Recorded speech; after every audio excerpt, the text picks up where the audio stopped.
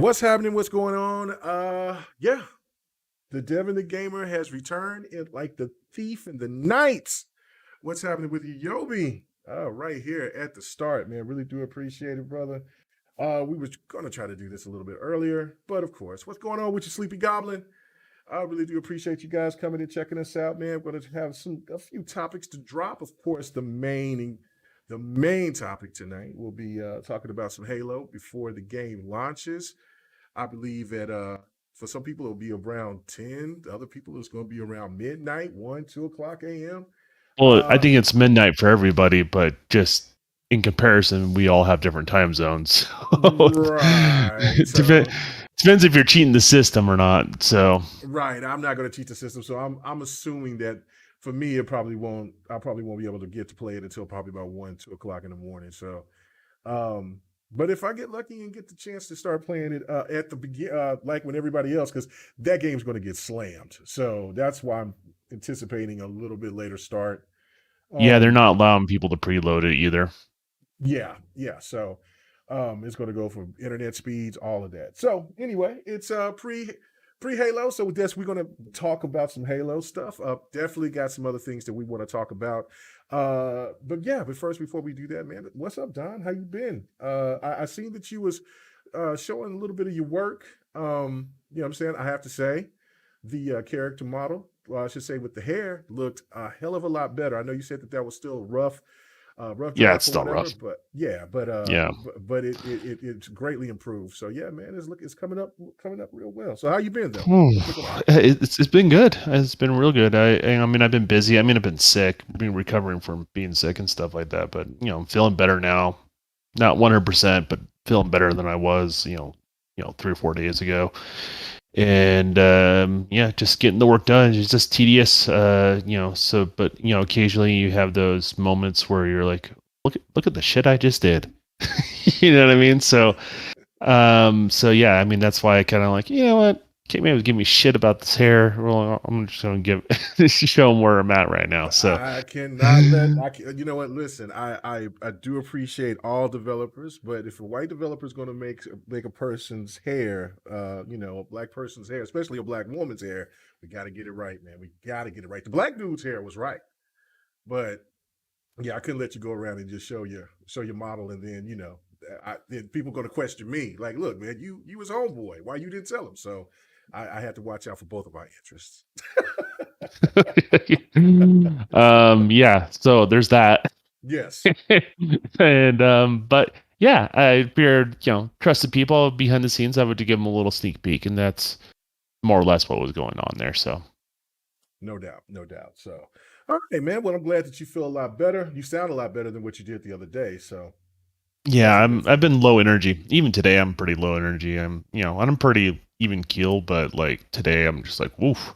Mm. I don't quite have I don't have that big daddy energy, if you know what I mean. So Oh yeah, yeah. I after Fight Night Sunday, man, I've been drained, but I caught myself.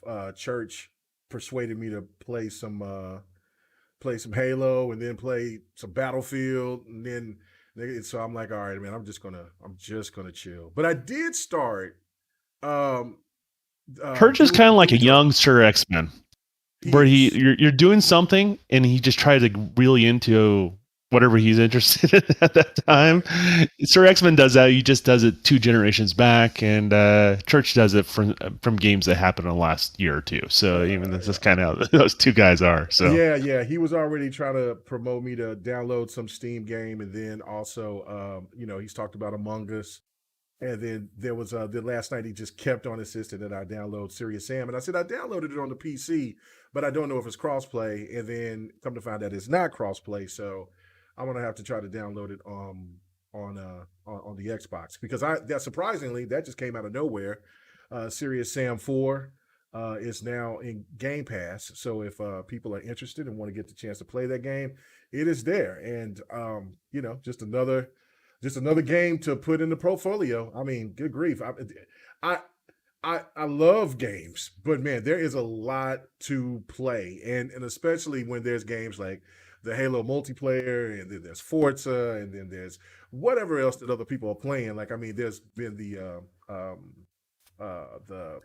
one game from the with Star-Lord in them, the Guardians of the Galaxy. Everybody keeps talking people about talk. that. Yeah. Yeah. And I haven't even had time. It's just one of those things. Just Mm-hmm. I'll get around to it when I get around to it. That's just where we're at. I mean, we're in the world of plenty. I remember when I only had an N64, and everyone was playing the PlayStation games, and I was a man left out.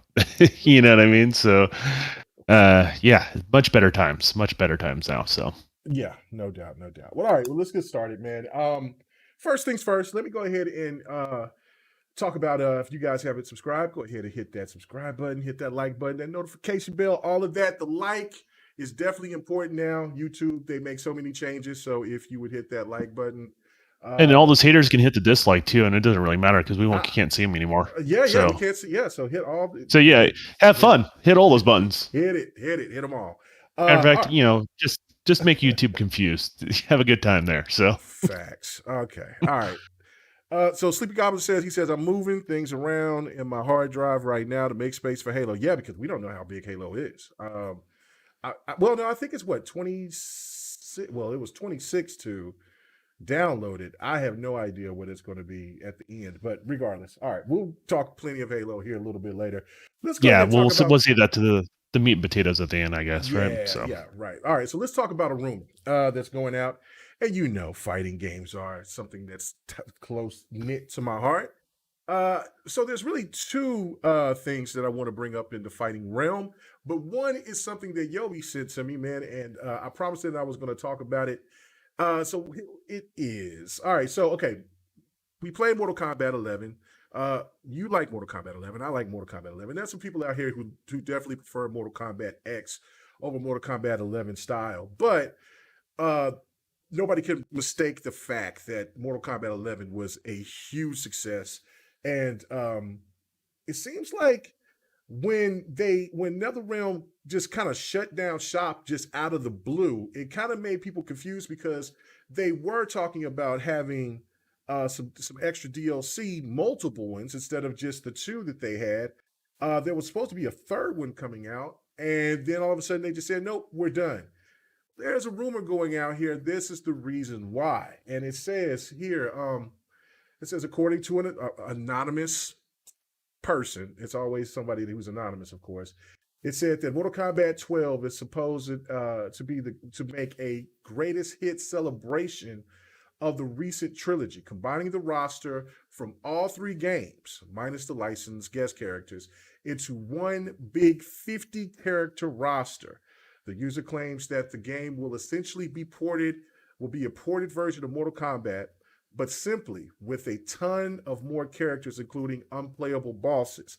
That likely means the game won't go through a massive overhaul as each installment does, and will have the same mechanics as Mortal Kombat 11.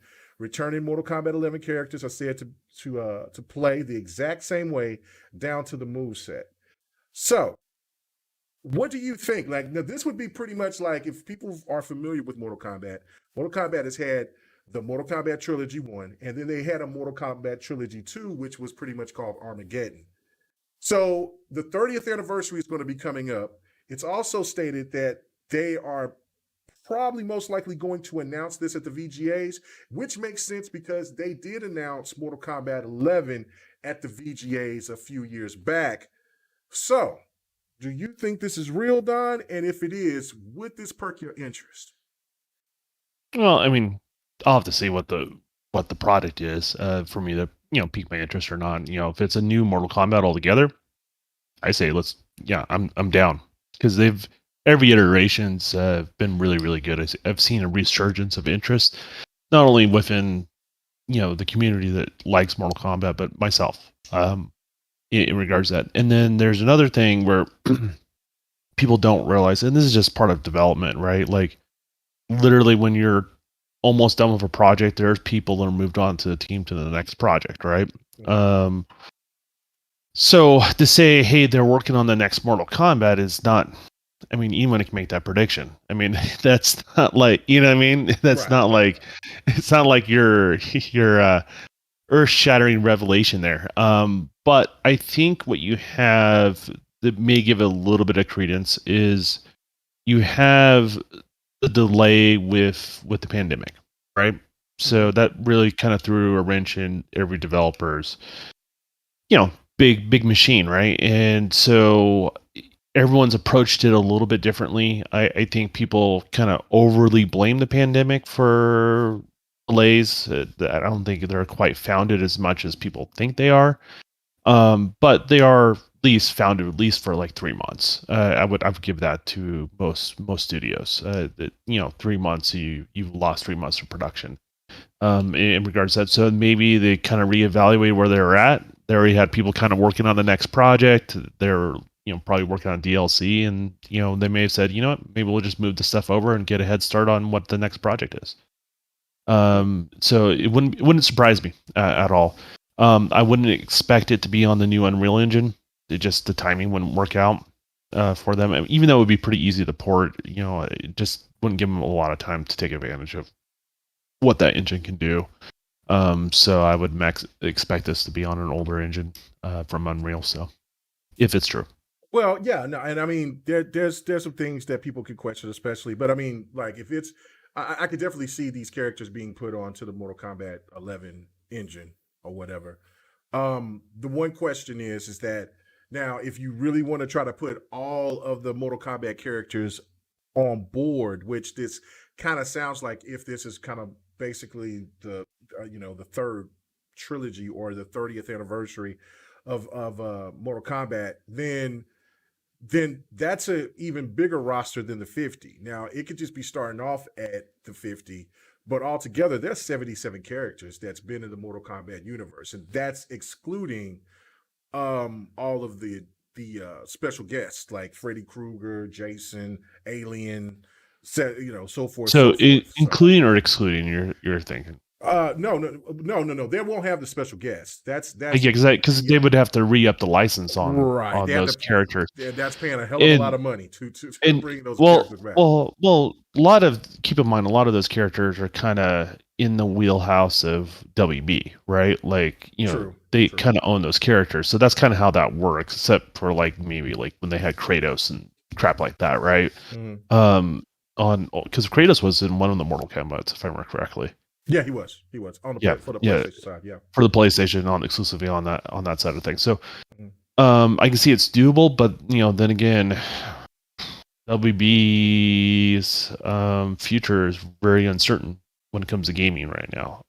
So it may be not in their best interest to even include those characters, like in regards to that. So I don't know. It's an interesting prospect. I mean, I know they're not doing nothing.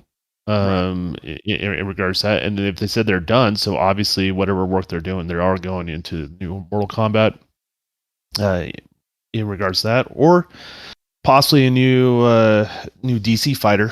That's also a possibility, but I would say Mortal Kombat is more likely a possibility out of the two. So yeah, me too, because of the fact of what you just said about WB's future and what they're going to do in the gaming space. So why, I mean, the game will do very, very well, but I just don't know. But I mean, again, this is just a rumor.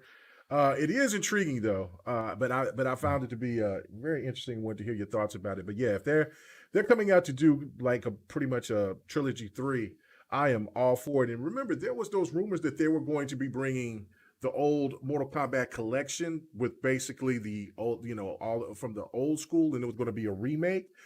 I would think this would be better, and I think it would be better altogether myself, just to have all those characters come back in that Mortal Kombat 11 engine. I mean, that would be, they would look stunning. Now, of course, the one question would be, because that would be, I think they wouldn't add a story mode or anything like that. They wouldn't look like how you're picturing, though, to some degree. Because what people don't understand, like there's two features in the new Unreal Engine, which are Nanite and Lumen. They would be able to take advantage of Lumen, which would be cool, which is their new lighting engine. But the Nanite would be probably allocated just to background resources, not the character models for the most part, just due to the fact you cannot utilize Nanite with animations, essentially. What you can do is like attach like an asset to part of the skeleton structure, but it can't be something that like like an elbow joint. Mhm. That doesn't work with nanite. It doesn't function. So that's if you think about Mortal Kombat, yeah, maybe you can put like a detail like grenade of like on a character or something like that, right? But you can't make the animation of the character work with nanite. It just wouldn't work like that. So I don't see a huge advantage for them to go to the new engine quite yet. So Mm. Okay. All right. Okay, but I'm kind of confused on when you say new engine. Like, I mean, the it's Mortal Kombat unreal. is, yeah, I know that, but Mortal Kombat is on an older engine. Would you think at this point, because the game is over Yeah. 3 years The old? Yeah, that's what I'm saying. yeah Like, it the would be on that but I'm engine, not saying on a brand new engine. well, the brand new engine's about to be official going into 2022. We're going to start Oh, seeing games on it probably early as this summer. yeah. No, no. Oh, okay. So no, I get what you're saying now. All Yeah, I right. mean, I'm Yeah, working no. in the new engine now. Like my game is Right. developed in that engine exclusively right now. Well, no, I'm I not don't even think that using the it'll. older stuff. Yeah, no, I don't think that they'll have the game to be upscaled to look 10 times better than what Mortal Kombat I 11 is. mean, I think it's going to look exactly like Mortal Kombat 11. They're just going to add more characters to it that probably they'll maybe want to some add in a pre-existing DLC. fighting mechanics that Yes. Yeah. and playing with the value of how the characters play and stuff like that. Right, and I mean, This because hit they equals got this. And those old assets from Striker and from all those other previous characters that they've had. I don't think that they'll so um, you're thinking they're using it enhance. as a jumping off point going forward. So, Yeah. Like a springboard, and then I think later on, once they find out what's gotcha. going to happen, or if there is anything that's going to happen with WB games, then I think that that's when the Justice 3 and all that will pop up, or maybe they both will pop up, and they'll put Injustice 3 on the new engine, but keep this collection for Mortal Kombat. This Mortal Kombat collection or whatever on that old engine that was on that we seen with Mortal Kombat 11. Or that's what I'm saying. No, I wasn't expecting a brand new looking game in that regard. I just was thinking like, how cool would it be with this rumor that's going around saying that could happen, and you start off with a roster of 50 Mortal Kombat characters. That would be That'd be good nuts. value, That would be a right? Like, really good value. Yeah. because if you look at like Fighter or Mortal Kombat in general, right? Like they're not skimpy on the characters, but you get like a whole new batch of characters next season, like almost equivalent to what the game launched with. You almost double your roster or your first DLC, right?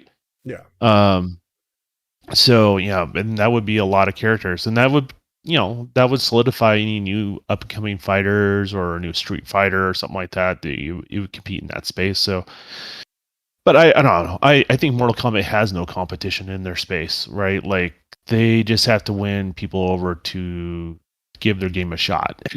You know what I mean? That's all they got to do because I think Mortal Kombat kind of sits in a league of their own. How it plays, how it looks, the pedigree, the style of the game. In regards to that, both on the way how it fights and how aesthetically, it's about finishing moves and stuff like that. Like they started all that shit. You know what I mean?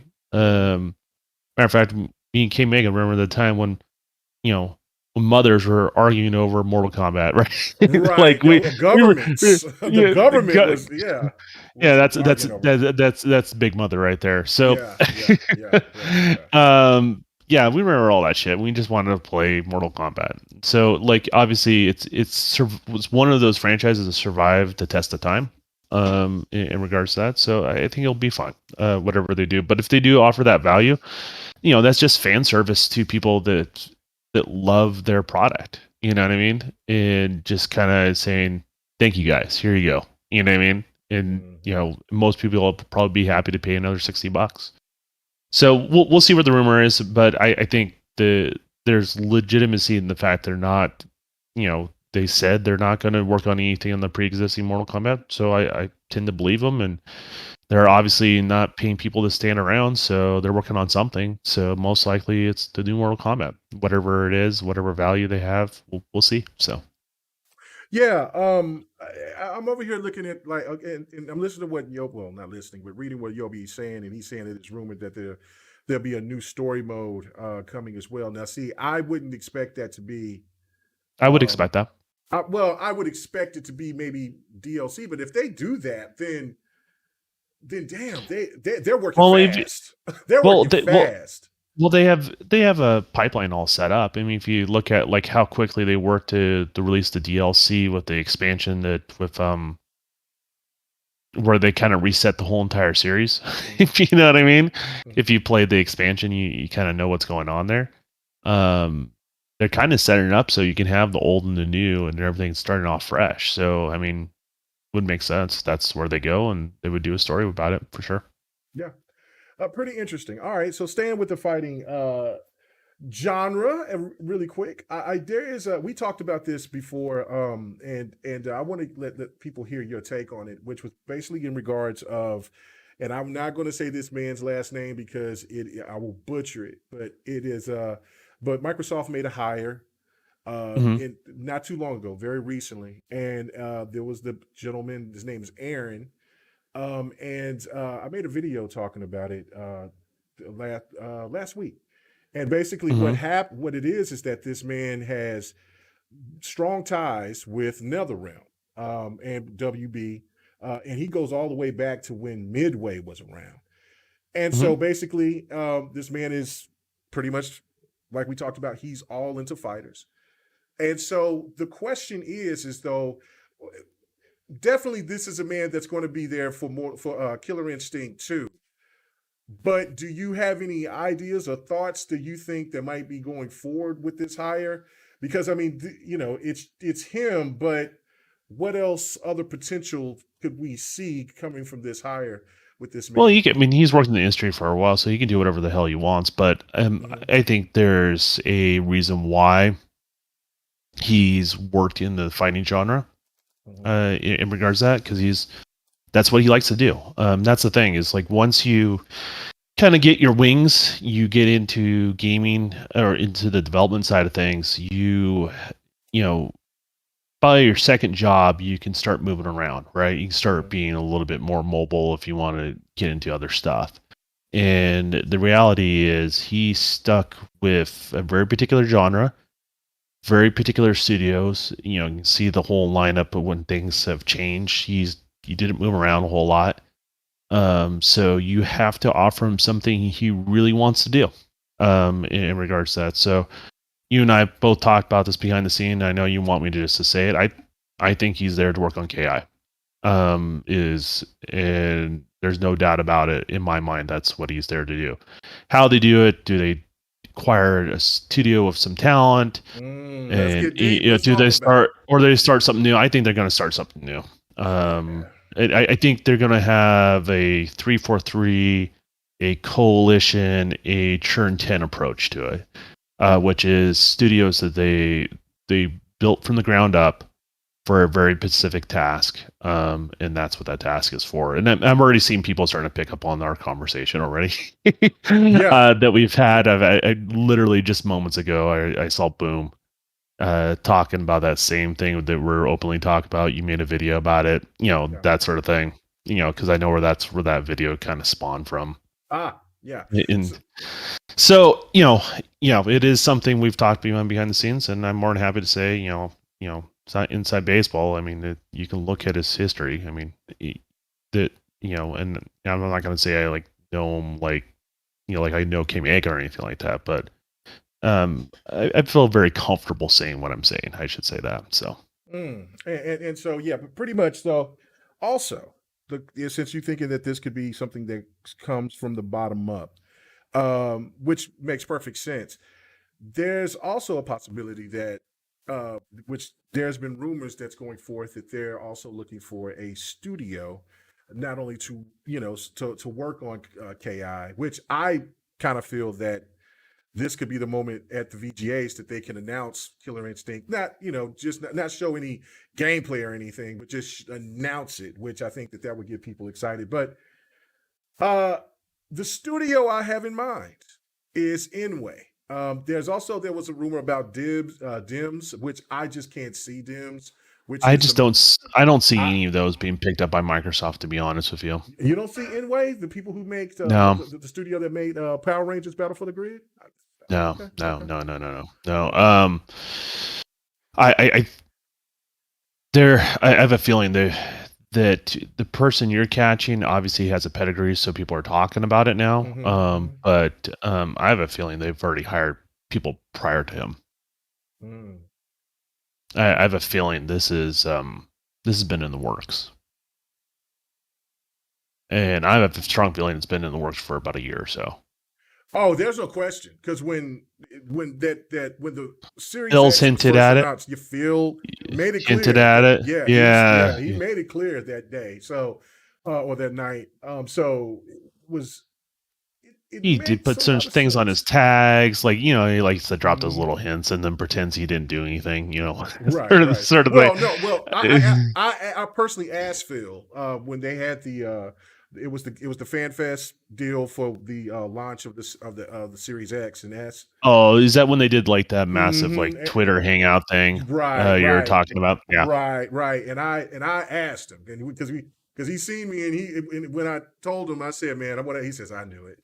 I said, "I knew it," and I said, "What do you expect, man?" I'm like, "What's going on with this Killer Instinct?" So, and so he brought up that, look, I'm just looking for a studio, but he just gave the indication that yes, we're going to make Killer Instinct, but of course he couldn't say it in all those words because of the fact that there was probably nothing set in stone. But obviously, having I mean, who knows? this He gentleman, could have been our looking guy, for talent. He could be looking to right, acquire a studio at the time. Like right, he's looking for the right fit for it. Like, and I think a big stain on the Xbox One and a great success on the Xbox One was KI. right, Like it's both. It can be both. It can be a credible success and also a credible failure. And when I say a credible failure, I mean look at how many hands that went through and they weren't able to retain the talent, right? Like right. that's got to play on you. You're like, oh, I got this. The franchise is coming back. We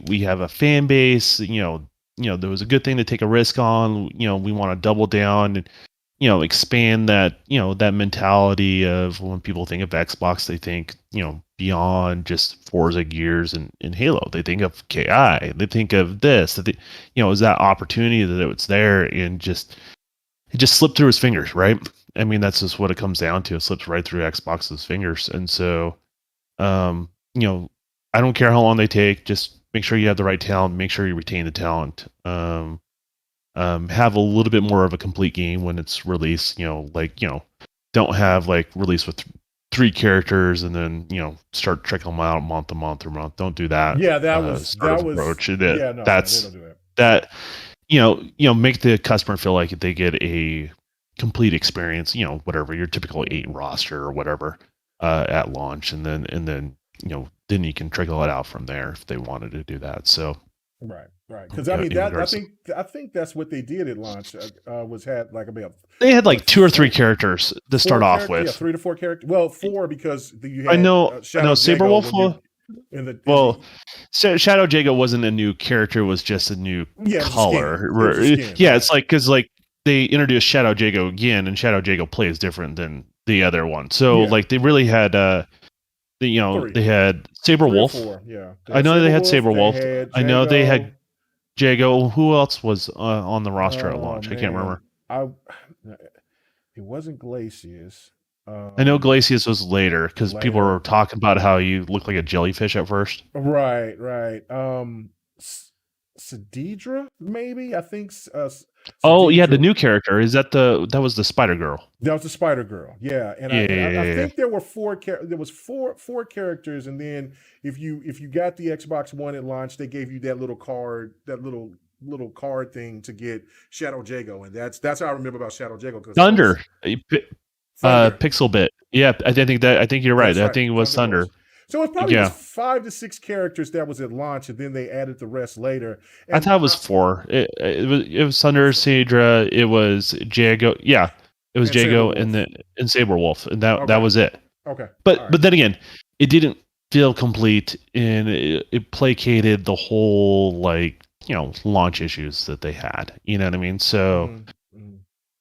Yeah, it just is what it is. It sucks, but just how it all went down. You know what I mean? So Okay, so you think it's a brand new studio? They already and they're from scratch. They're not going to hire another studio. You think that they got their team and everything is already established. Now, the one question no, I I don't do think have, everything's established. I think they're well, building it up. well, they're Just kind building of it like up, but it's yeah, it's in just kind of motion, like right? where the studio that they have down in in LA area now, right now. I forgot Or the name. Orchid was at launch too, but I thought was Orchid Orchid was not launch? at launch I don't think Orchid was at launch because I because remember I Orchid was remember one people of was talking the characters I was about. looking forward to. Yeah, I was looking forward to her too. She came later. She was in the first like Her and Glacius came out pretty close to pretty launch, and close. also Yeah. the skeleton Spinal Mm-hmm. did as well. Mm-hmm. Came out pretty close to launch. I mean, those were kind of the main characters they tried to get out as quickly as they could. Yeah. Um, yeah. So, but yeah, I mean, I think they're building it up just like they're building it up. What was that studio down in LA? I can't remember the name now. That's new for them. Not Streamlabs, not No, no, no. It's Compulsion. the new. It's a Oh, new Microsoft studio that hasn't released a game yet. They're working on Perfect Dark. Why I can't think of that name either because we haven't talked about him in so long. Um, Yeah. but I think that we'll be talking about him here pretty soon. Somebody in the chat will definitely remind us. Yeah, it's at the tip of my tongue, but I can't say it right now. What is Initiative. it? The initiative. Initiative. That's it. Yeah. That's it. Initiative. That's it. Thank you, Predator. It was just because we haven't talked about the initiative in a very long time because we've been talking about Forza, Halo, and Starfield, and I'm still I can't brag about Starfield because I don't know nothing about the game, but the hype alone terrifies me, but also gives me a sense of like, damn, if this game is a hint of anything that people are expecting that game to be, then that might be that I think it's. next I think it's going to be one of those level of games where pedigree that people. Xbox got. Yeah. Well, I think for those people that love Bethesda like RPGs, I think it's going to be everything that they wanted it to be. For Right. people like myself that didn't like the Skyrims and like those, I'm hit and miss with what they make. In regards to that, I don't think it's going to be my type of game, to be honest with you. Yeah. Well, no, I mean, space exploration, the combat, it's definitely going to be combat. When they said Skyrim in space, now look, I have not beaten Skyrim now, but I love games like that. So if the sense of it is you know Man, I spent all day going through man, menus I of don't know, man. menus of menus of menus. So I don't want to do it in a video game. I Get don't that know, shit out man. of here. I don't know. I don't know. That's what I'm saying. Like I'm not going to sit here and get on the hype train for Starfield until I know more about the game Yeah, because that's fair. I've been completely honest. I like Bethesda games, but I haven't played all of their games. So It's hit and miss. yeah, it's It's hit hit and and miss miss for for you. me. Or Yeah, well, exactly. yeah, because just you'll be proud of me, Don. Just last night before church hit me up, I I was playing. I started Doom Eternal because I wanted to get a feel of it, and I wanted to see it because that was. And I know some people are like, "What? You haven't played that game?" No, I have not played that game. It was my first time me Are you playing sure that you're old game enough last for that night. game? I think I am. I think that's the reason why I've just now started it. And So don't let your mom know you've been playing that game. no, I'm I'm gonna just let saying it's a her. little gory. I'm just a little gory. Yeah. Now I know if I was a kid, there was no way in hell I would be playing that game with all the Satanistic stuff going on. So yeah, no. They My have a grandma cool would take on it. not have it. Yeah, no, it is. And I played about an hour of it because I wanted to get a feel because I said, okay, I'm going to stream this because you talked me into to streaming it. So I'm like, I'm going to stream it, but I wanted to get a feel of how the game played. And yeah, you can tell it's so over the top. It's wild. So, Yeah, but your reflexes will be at least like 5 years younger by the time you finish it. all Guarantee right. it. So there's people that saying that Orchid and Glacius was at launch. I don't know if I mean look, I know for a fact Glacius was not at launch. and I was looking forward to Orchid, so I kind of feel that I Orchid was came a little bit later. I watched because they had the development diaries about it, and they were talking about how they played, and Right. and what style of characters they were. I really got into how they really kind of talked about that stuff, and I know that stuff was post launch. Yeah, yeah. No, So I don't know. it, I don't know. they were there within the first year of the game for sure. So Oh no. Yeah, because they came around at the same time that Titanfall came out. I remember that. It was only a couple of months. Then because that's when they brought them in one by one, and then they did yeah. the pack afterwards. They did the Oh DLC yeah, yeah. after the. Sorry, you can buy a pack, or no, Mm-hmm. no, no. I think you were able to buy the pack beforehand, and you would just get the characters on release too as well. Okay, you could be right about that. I Yeah, forget. I remember that being a thing because I'm like, oh, do I buy them individually or like I remember that being something I'm looking Yeah, into. and, So and you know what? And for some people, if they didn't get the Xbox One at launch in November, and they got it, let's say around that they got uh Titanfall, then yeah, they probably would have those guys at launch. But right at the start of the game, because that was the game that made me, because that was the game that pushed me over to give me an Xbox One. When Sleepy they said Goblin, Killer said, Sleepy yeah, Goblin has a question. I have to answer it. Does yeah, anyone truly beat Skyrim? No, Skyrim beats you. That's how that works. yeah, That game beats you. That's just how that goes.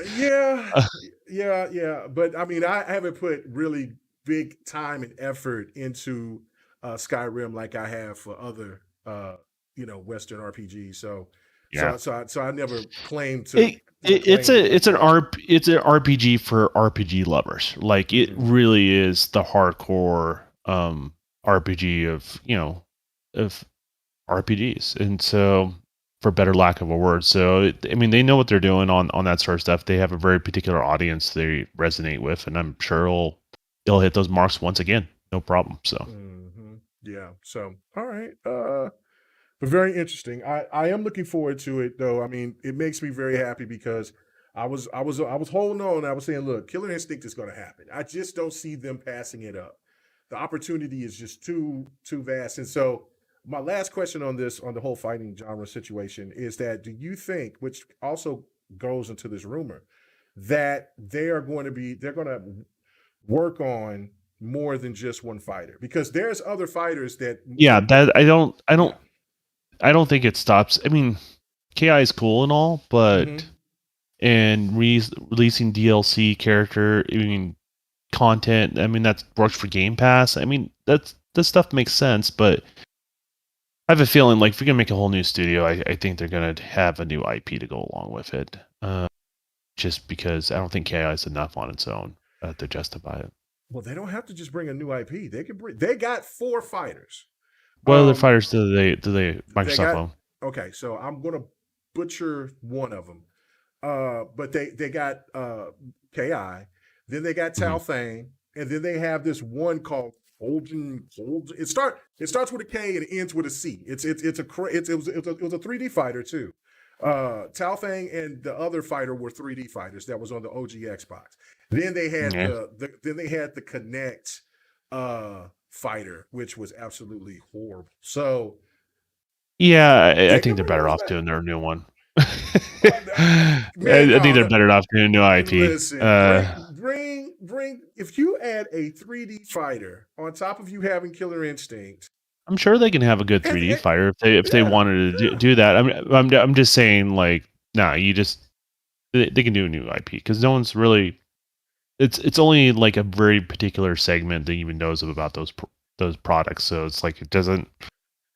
I don't know. I don't know if there's anything unique enough to there you go. Kaio Shayon, whatever. I played them both. I just never could pronounce the name of that game. I was always Let Me Be Country with that second fighter. But I enjoyed Tao Yeah, Fang. you can That enjoy was that stuff. that was more of those that wasn't that bad for me. But the other one was okay. But I listen, with today's graphics, today's I'm sorry, I'm trying to look up Tao Fei. All it's doing is bring up foot fungus. Wait just a second here. oh my god, stop it. You so messy. No, Oh that's what man. Google's bringing up right now. Wait just a Tao second. Fang. Oh, foot fungus.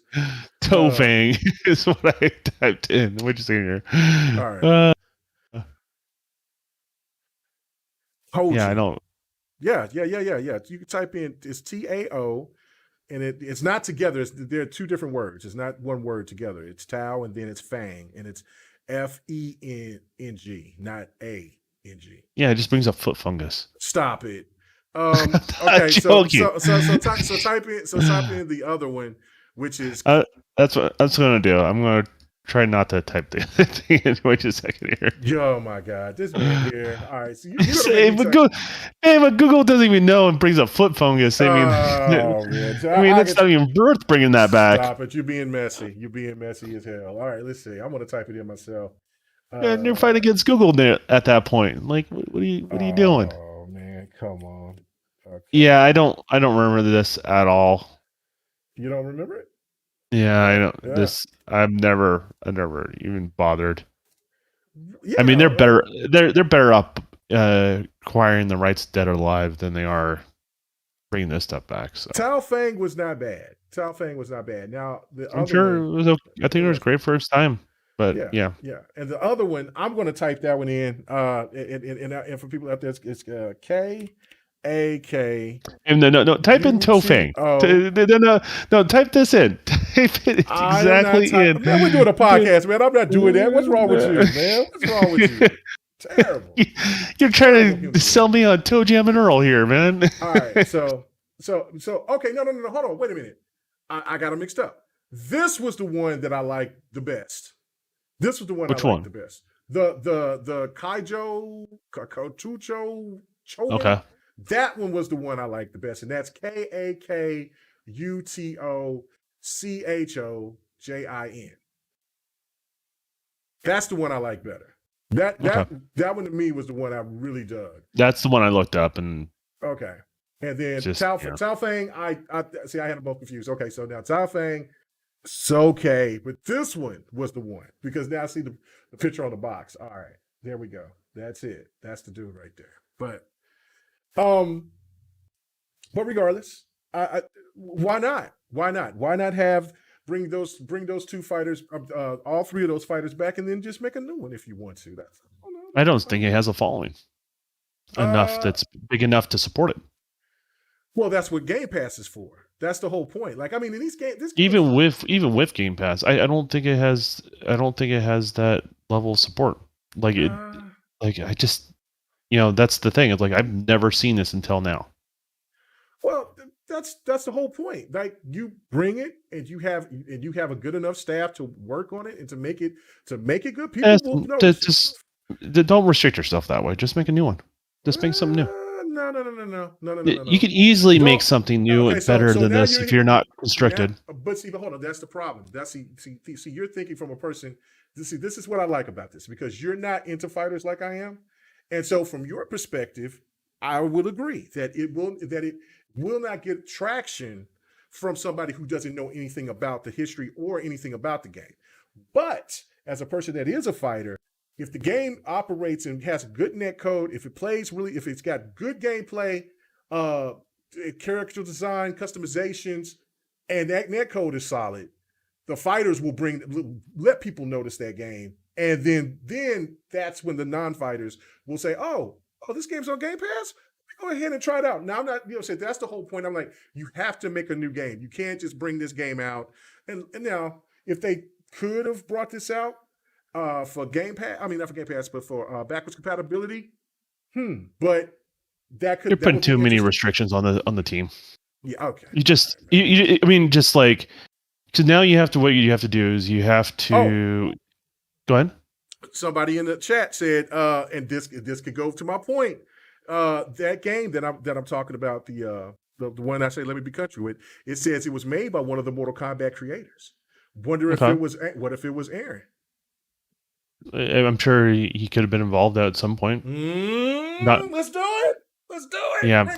Yeah. Who cares? Oh my God. Okay. I mean, I'm just saying, like, it doesn't have like a pedigree like Virtual Fighter does, or Street Fighter, or like things are recognizable outside of a very niche group. You know what I mean? So at that point, what is the point of bringing that particular game back? You can bring a game that's inspired by the game. You can do a totally different game. You don't have to put yourself in a box, is what I'm saying. But you don't have. I don't It think doesn't that have. that's a person in a box because they would want if they would want to bring that game back. My whole point is just me. This is all speculation. Okay, on this, just they could just be working on on Killer Instinct and that's it. But if they want to go in, if to say that the same person is tied into this title, this other title, then why not? A good quality fighter is not a good quality fighter will be, and especially having the Game Pass available will get attention. It will. It will get attention. And if it's really good, then it'll get attentions of other fighters, and that will be something that you just never know. Like, I Yeah, mean, think the about end goal is to make the best fighting game you can, right? right, Is right, is right, that right. is that the end goal? So the way I look at it is you're not going to be able to, from a marketing standpoint, be able to play off the nostalgia of the game for the most part. So you can make any fighting game you want. You can make with any characters you want if you just do something new. You That's could. that's that's the way I look at it. It's not. It's. I mean, I know I've heard the name from Bot, but this is like literally the first time I even bothered looking it up. Right. But Like, okay, see, so that talks to the commercial success of the product, initially. And yes, Game Pass and stuff like that helps.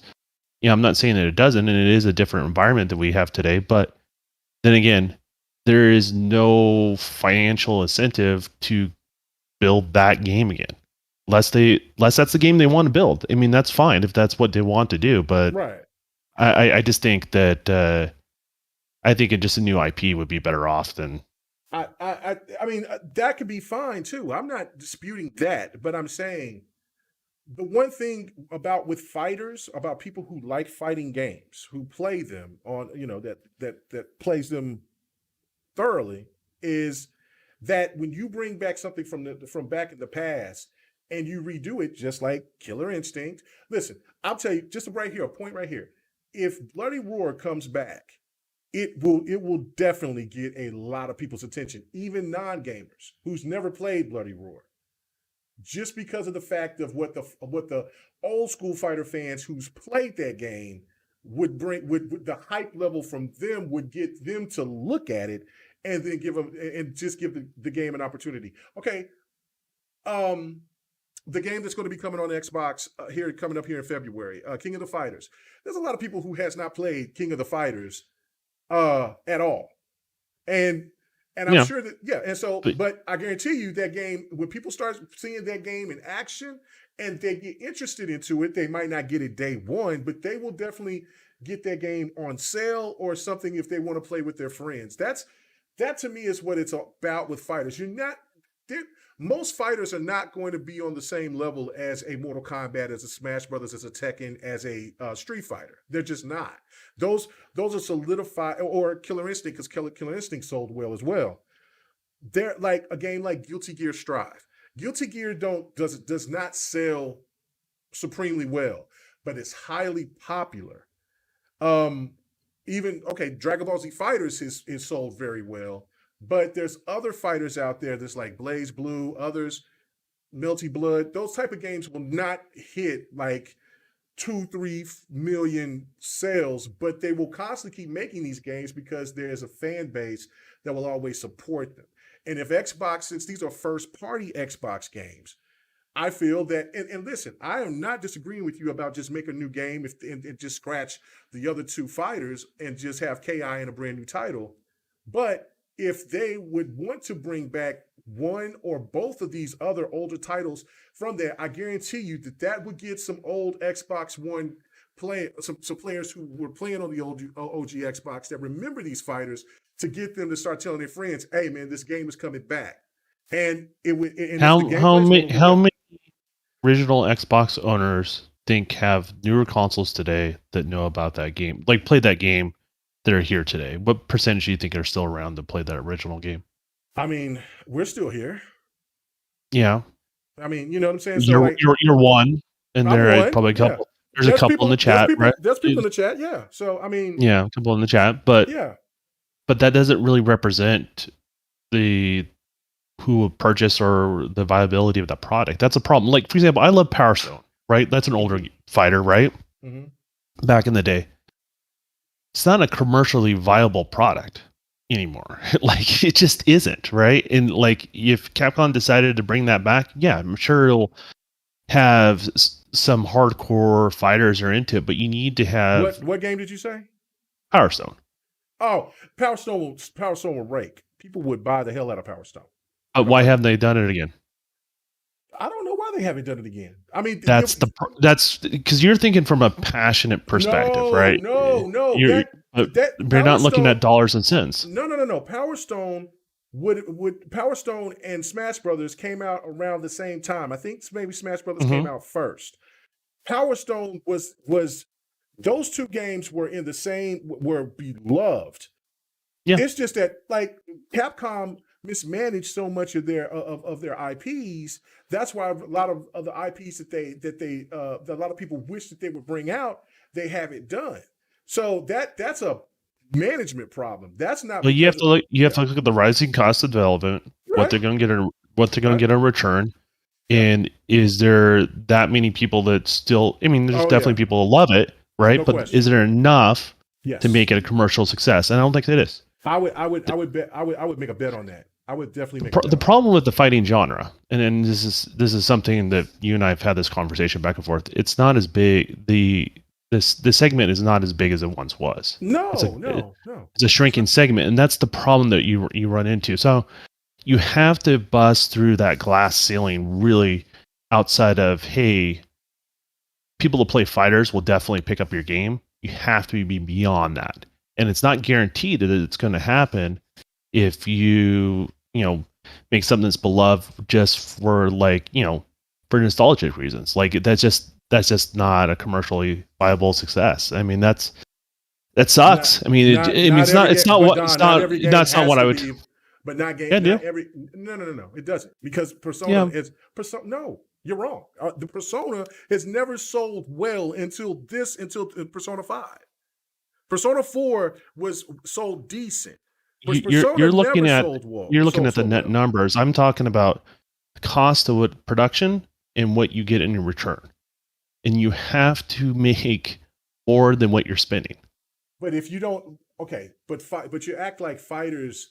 That all fighters cost the same as maybe a Mortal Kombat or a Smash. No, not necessarily. No. There's some games that are definitely cheaper than others. They have smaller staffs and stuff like that. Yeah. But you do have to look at it from that perspective. Like, I totally agree with that. But I'm saying, since fighters are at it's a smaller genre. It's their niche, just like racers, just like. They're almost next to impossible to go to a publisher, minus Capcom and a few others, and get them to sign on board for making a fighter. That's the harsh reality. I mean, that's kind of where fighters are at. I don't say it's a good thing or anything like that. It's what it is, and it sucks. But I don't think an older game like that particular game has a commercial viability going forward. Well, I wish it did. With Game Pass, I think it would, and I think that there's a fan base for everything.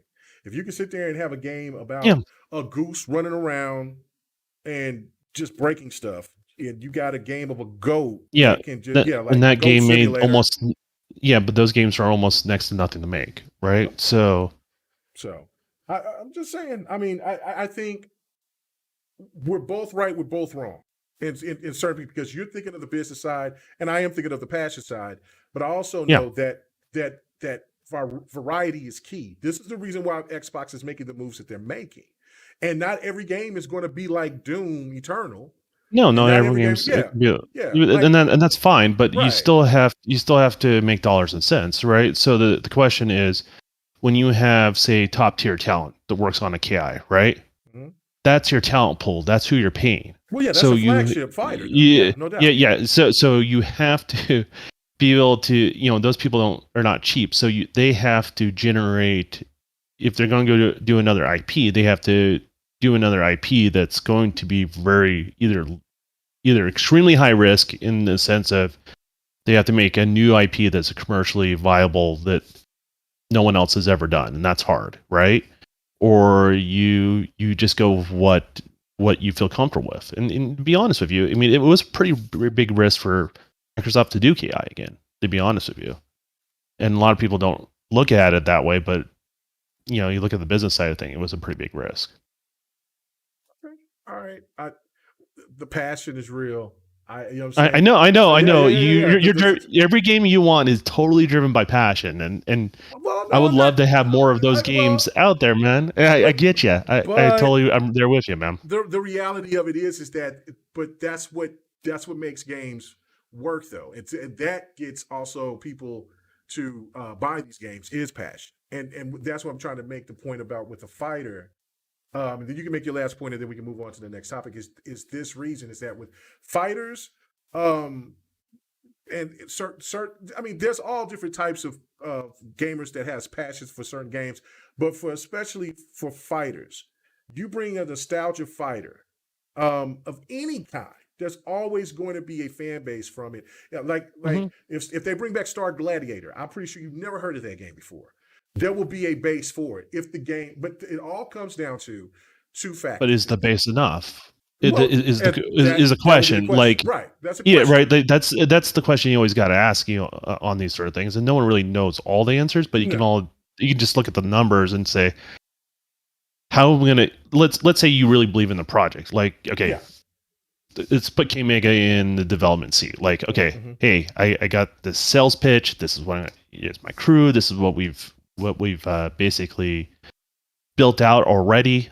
We need X number of dollars, and I'm really passionate about it. And it's like this. The question is, they're going to ask you, what's your predicted sales numbers and how did you get there, right? Like, Right. you know, for them to think it was a commercial viable success, and they're going to double check. You know, there's always going to be somebody that's, you know, a financial guy that's going to argue against your numbers, and so you have to have something to back that up to go in that outside of saying, hey, you know, there's a huge fan base, but well, they haven't been active for, you know, say 8 years. You know what I mean? Mhm. It's hard to get them on board with those sort of things. Like, you know, there are some big risks going on Xbox, but I just think that sort of game would be putting the cart before the horse at this point. They just have to have to do KI for now, and if they want whatever they want to do, and then I'm all on board. If the studio is built out and they want to do another fighter, I'm on board for whatever they want to do. If they want to do that, great. If they want to do something different, great. That's between them and Microsoft. I just don't. I can't just like place my bet on that. Like, it just seems like a too high risk of a bet for me to say, yeah, that's probably where they're going to go with it. So All right, okay. One point that you made though is that, and this is not going to be talking about the fighting aspect of it. It's about what you were saying with the developers, and because it was something I was watching last night in regards to Battlefield, and it was really interesting because during the development of the Battlefield 2024, they had their idea, they had everything in motion, and then once EA stepped in and said, well, Activision is doing this with Warzone. How can we get Battle Royale to work in this new game? Then they was trying to come out with a strategy to say, okay, well, we could try to bring Battle Royale. But first, let's do a litmus test. Let's see how it works on Battlefield 5. It didn't work on Battlefield 5. So EA was basically saying, well, that was Battlefield 5. The game already had a lot of bad press. Put it on this new game and make it so. And so then at that point, the developer said, yeah, we're out during the middle of the game. So that's what I'm saying. So again, I mean, that's always a risk. right, I think publishers sometimes get ahead of themselves and they don't see where the development stuff is, you know, happening behind the scenes. They're looking at the dollars and the numbers. They're looking at what's hot right now. Like, you're like, you know, what's hot right now? Space. Or, you know, what's hot right now? Boots on the ground. You know what I mean? Right. Battle Royale is hot right now. It is what it is. So, like, I totally get that peer pressure from that, because they're looking at the dollars they're putting. You know, it's that narrow, pragmatic view. It needs to be there, but sometimes it takes too much precedent at times, where basically you have a publisher going like, this is what's hot. We're spending all this money and investment here, but if we did here, we most likely can get a more return on our investment, right? And that's kind of how they look at it. So, you know, it's just how the development and side of things work between the publisher and the developer. It can be a little rough sometimes. Oh So yeah, no doubt. And the man who got them horns, yes. That fight, yeah, Don ain't seen that fighter either. That's a big risk. Now you talk about a risk. Riot, Yeah, from Riot Games. It's called DNF Fighter. It's ENF from fighter. yeah, it's called. These fighters are from a fighting game on PC. Um, I got it, but then I seen like it's like using mouse and keyboard, and then you can I manipulated to where I could get the controller, but you still got to use the mouse and keyboard to do other things. No, this is the one they had the vampire thing you're doing, right? No. This is the game, the vampire thing. Are you talking about the game that me and Yobi and I thought you played it like you had like a big sword or something like that, and it was like a vampire character you were playing. No. No, you haven't seen me play this game. This game was only just strictly on PC, but they're bringing a fighter version, and that game will come to Xbox, PlayStation, PC here coming up here in 2022. But it Mm-hmm. looks like it's Arc Systems Works is working on it, but but I don't think that that's the publisher. I forget the name of the publisher behind it. But the game looks like Guilty Gear Strive. It Are looks they going to amazing. port it? Well, no, it's a brand new. It's a game it's a really popular game that's in the PC space, but they're Mm-hmm. making a complete brand new fighter Oh, the version of this fighter game. is a Yeah, spin-off of yeah, that. Okay, yes, that I get what you're saying. So it's yeah. basically It's its own arena. universe. It's in a Its own universe. universe, Hmm. but they're making a fighter game of that universe. Yeah. And so I Yeah. mean, if you look at that game, it's got because I don't know if you've seen Guilty Gear Strive, but you I've have seen seen. Guilty Gear. Guilty Gear's been around for a while. Well, yeah, I know that, but I'm talking about Guilty Gear Strive, the latest game that came out. But you have seen Dragon Ball Z Fighters. Its animation looks that good, high quality like that. So I mean, somebody in the chat was bringing it up, and I'm like, yeah, that game looks fire, and that game looked like it takes a risk because that shit looks great. But anyway, um, let's move on. We talk about fighters all damn Yeah, day. man. I love the passion though. I Oh will yeah, say that. yeah. It comes from a place where you really do love the game, and Yeah, I that's love all important. So fighters. I love all fighters, even the bad for ones. I sure. just love them. But all right, so let's talk about this. Get your thoughts about the PlayStation's. I don't want to call it a Game Pass rival, but they have their own service that's going to be coming out here pretty soon. Why don't you break down what the service is, because I think people get confused when Okay, they all say it right. out there. So Okay, so I'm gonna go clear ahead that and up. read this right here. So, okay, so it said the PlayStation Plus platform will be divided into three other layers. All subscription tiers offer special privileges such as online gaming, monthly plus games, 100 GB of cloud storage, exclusive content, and share play. The second tier will open the library to PlayStation 4 games and even some PlayStation 5 games. The highest price tier includes all of the above plus demos, streaming, and a library of games from PlayStation's history, which is from PlayStation 1, 2, 3, and PSP. So, it's called it's called not Project, but it's called Spartacus because they haven't really officially announced it yet. But now, since all this stuff is on PlayStation, stuff like that, it's all it's here. So pretty much what they're doing is that they're combining PSN and PlayStation Now into a tier.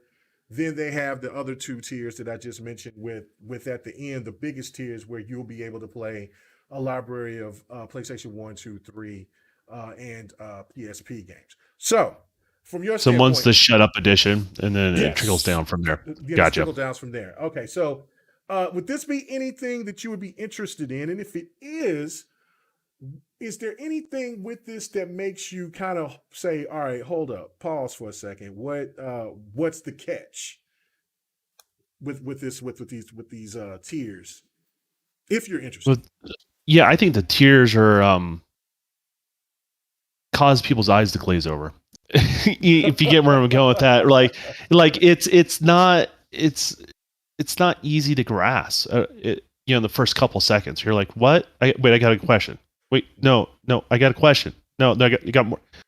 Like it needs to, it feels like a system on top of a system on top of a system. I think you really need to streamline the whole process and making it clear for your customer. But that being said, this is what I've been wanting from PlayStation. I wanted them to offer a competitor in that space. I think this is where it starts.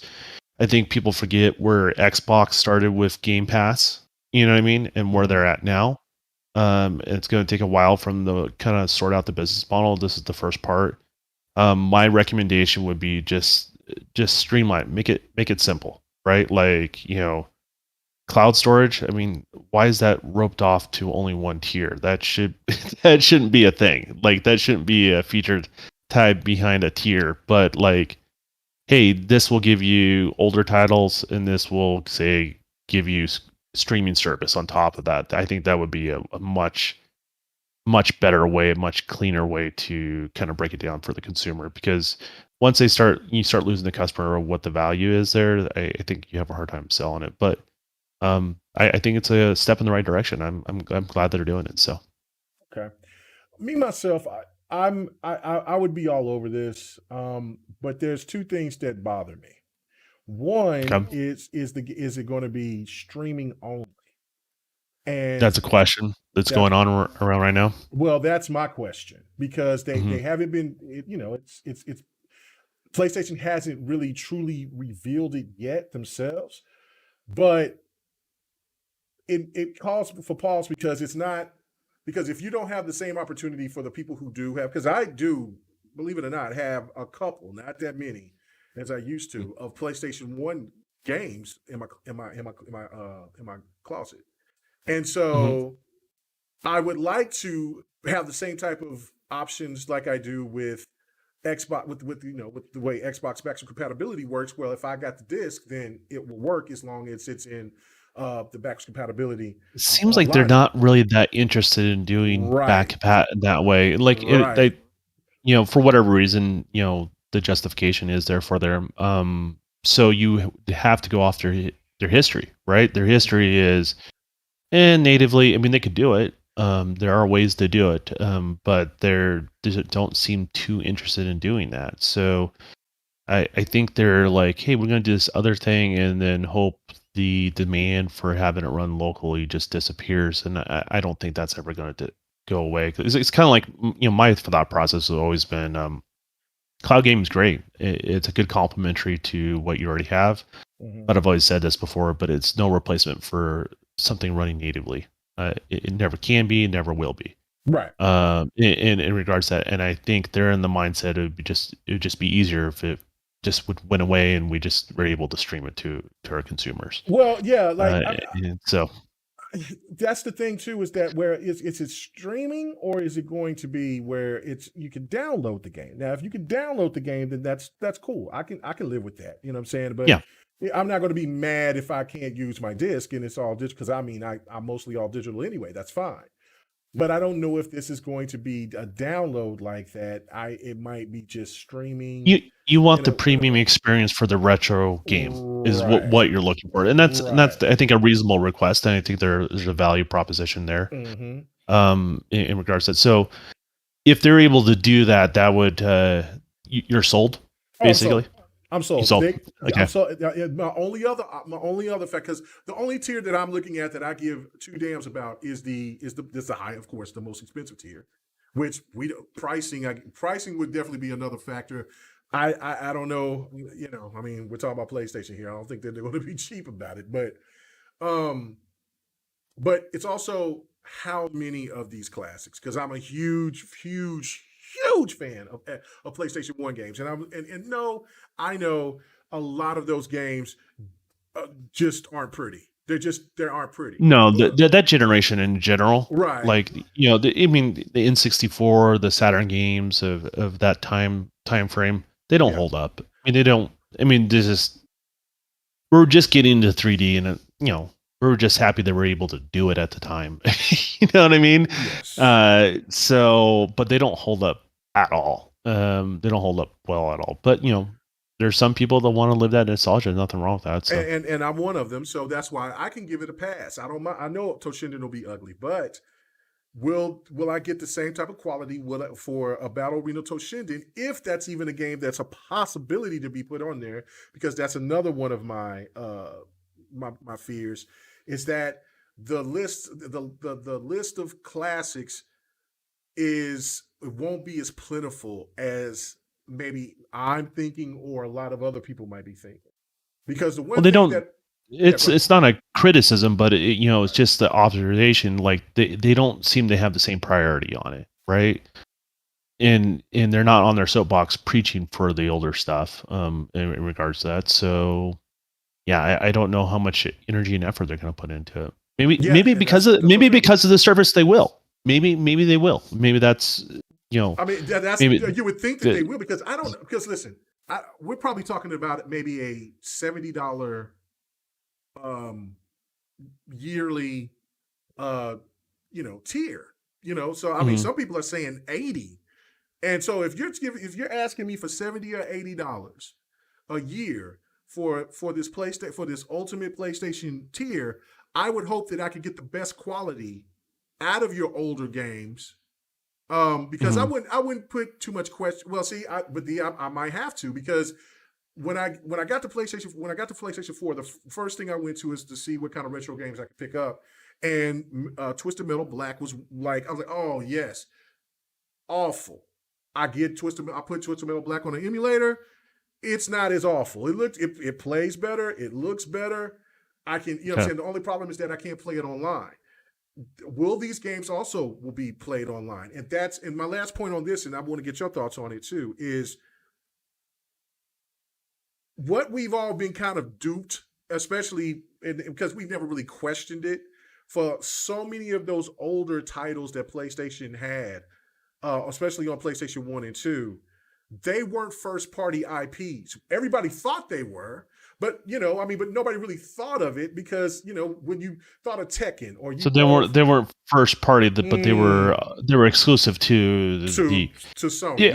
Almost by default, right? Like because Saturn wasn't doing as well, N64 wasn't doing as well back then, and then at the time the original PlayStation was the console with the least amount of restrictions in the sense that it was the easiest to develop out of all of them. And it had, because it went to CD-ROM, they had a bigger pool of memory they can play with, right? In regards to that. So that played a big factor into how the PlayStation was as successful as it was. So I don't know. I for those people that like the retro games, I hope they do it. I see the value in playing it locally much more than I see playing it online. I don't know if that's where their priorities are.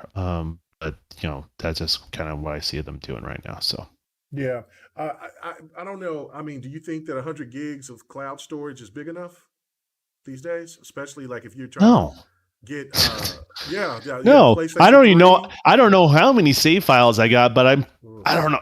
I would imagine by today, because it's free on Xbox, right? Like you have Xbox Live, they don't. It's not even a check mark, right? Like you just have it. I don't know. Like it's integral into how Xbox works because if I want to go play on my PC or play on my Xbox in the other room, I download the game. My save file is just there. I don't even think about it anymore, right? I used to freak out when I, like, where's the button to hit the save button to turn off the game, right? When they're doing it. And now I don't even think about it anymore. So, yeah, cloud storage. I mean, there's definitely value there, but I just don't. I don't know. I just don't feel like it should be tied to that. I think it should be. Yeah, well, it's tied to all 3, which is great. Yeah, if you're on PSN and you're with them, you should. I feel like that's something that should just come with PSN. Period, and it shouldn't have a limit. Because what you're doing is now putting your customer in a position where they have to either manage their save data cloud-wise, or they start thinking twice about when they're going to buy products because they had a bad cloud save experience. You know what I mean? Like, it's just not I don't think it's a great business model. I don't think there's a lot of value doing it that way. But everything else, though, retro games, I would hope they would do local And honestly, with the new PlayStation 5, I don't see how they would have any issues creating an emulator that allows them to do it on the PlayStation. I mean, obviously they have to go through all the red tape with publishers and stuff like that. But the amount of you build the emulators first, right? That's the hard work. Once you build the emulators, from there, you start reaching out to the publishers, and that's just Then again, we talk about return on your investment, right? It's not like they're developing a whole new game; they're just making it run on the existing hardware, that same tool set's going to make other games run on the existing hardware. So, you can definitely get your return within the next couple of years or first year, I would imagine, if they did it that way. I don't think they really think that's worth their time though. So No, and that's what I fear. And so we'll see. I mean, like I said, I'm highly intrigued. I mean, I know that there's people that try to compare this to Game Pass. It's not in the same league as Game Pass. It's in its own little league. I mean, and it is smart for PlayStation. And I've said this quite a few times that PlayStation should have long time ago added PlayStation Now into PSN. I mean I that mean they got to have a roadmap of what they want to do with this, right? Like, they have to. They have to. because like I know Xbox had a roadmap, and obviously we're seeing the fruits of that labor now. Yeah. Now they're kind of on board and not fighting against it. I mean, they'd be like, this is what we can do now, but I'm sure they're like, we have a roadmap where we're going to be here in 3 or 4 years, and how are we going to need to be able to get there, in regards to that. So I think just simplifying the naming, and including the stuff that shouldn't, because they're just like patent to make a perceived value there. If you get where I'm going with that, like just get cloud save, just give that to your customer. You won't lose money on that. Like seriously, like what you're going to be doing is you're going to be not causing your customer to think twice about buying a product or re-upping your service or whatever it may be. So I would say the cloud saving should be across the board, in regards to that. So yeah, no doubt. All right, okay. Well, I like I said, I'm intrigued. Pricing, all of that. We'll see how that all plays out. I'm excited to see it in a couple of years. I really am. Yeah. No, I am. I mean, I think if they start off with a small library and they give the incentive that that to the people who care about their classics, then they say like we'll add more later on. Then yeah, I'll be pleased, and especially if they look and run better. But that, like I said, we'll still find out. But anyway, let's go ahead and get to our next to last topic, and which is our biggest topic, and that is talking about the mighty Halo. All right. So I don't care about the Metacritic score. I seen the Metacritic score. I did say on GRG, and what is the Metacritic score? 87 from what the last time I seen it. Is that what currently stands right now? Yeah, 87. So it can go up and down sometime tomorrow. Yeah. Well, it can go down. It can go either way. Yeah. But for the most part, it looks like if I seen somebody, I think D-Batch said that most likely you could see it that it could go up to as high as 89. And so I said 87 to 90. That was my projection. Yeah. But I don't think it's going to hit 90 if it's at that. Let me see where we're at. So 75 critic reviews. It's based on 75. Not all of them are in. Only 4 is mixed. Positive. Yeah. Interesting. Yeah. Okay. So so basically, I mean, there's a lot to kind of tear down on this, but for me, there's one big thing to this, right? Okay, so as people can see the gameplay in the background, this is Halo 5. This is teasing me. I'm like, why can't it look like this? Why can't it look like that? So good. Okay, so yeah. Anyway, okay, but this is the thing that it doesn't bother me because I don't care about the Metacritic. But I'm seeing people see the 87, and let's say it stays at 87, right? Which is still a good, really good positive score. Which is very highly likely to probably land right there. There's nothing, yeah, that makes sense. The difference is that Halo 5, which people just rip to shreds, is an 84. So how, and then I'm seeing people say, well, Halo's back. It's only a 3-point difference if this game doesn't go any It higher. never left. It Yeah, never left. Halo never left. That's the whole point. Yeah, it may not be your favorite story, and you may not like the fact that Chief wasn't in it the full time, full game. But damn it, if this is only an 87 and Halo 5 was an 84, Halo ain't never left, Jack. If this was if Halo 5 is an 84 in the midst of pure hate on the Xbox side of things, and people profiting on scoring games lower than they should, let's call it how it is. In a lot of ways, I would argue probably 5 is a better game. If it was released in the same atmosphere as this game, yeah, I would. Yeah, there's no doubt. So we'll see. Now, I mean, we'll see. Yeah, we'll see. Sure. Because I mean, the story's going to come out tonight. I can't wait. I will definitely be done with the game story, no matter how long it is, by the weekend, by Monday, for sure. No, bullshit. You know why? Why? Because you are the type of gamer that wants to get all the little side shit. I do. Yeah, and I don't see you playing Halo and not doing all the side shit. Yeah. Okay. No. I mean, credit to the game and credit to you, like and all that. Right, right. It's not that say you won't put the time in. You'll definitely put the time in. There's no doubt about that. I'm gonna be sick of seeing Banish after I'm done. Yeah, you're gonna all in, world. Yeah, you're right. You're gonna sip that fine wine, if you know what I mean. So I'm gonna sip it. So yeah. Okay, but okay. So my point is that what do you think about the score? And also, are you? And I already know the answer of it, but the fan base probably don't. How excited are you for this story that's coming up?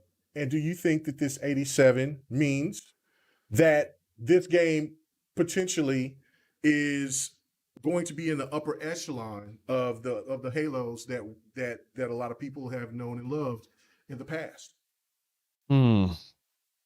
That's a loaded question on so many levels. It is. Let me just address me, because I have control over it, right? My excitement level is not that high. And I've expressed this before, and if it sounds like I'm just getting on the hate train against the game, it's not that. I actually want the game to do really well. I want people to enjoy the game. I want as many people to enjoy the game. Like, that's always been my stance with really any game. But yeah, I'm not overly that excited.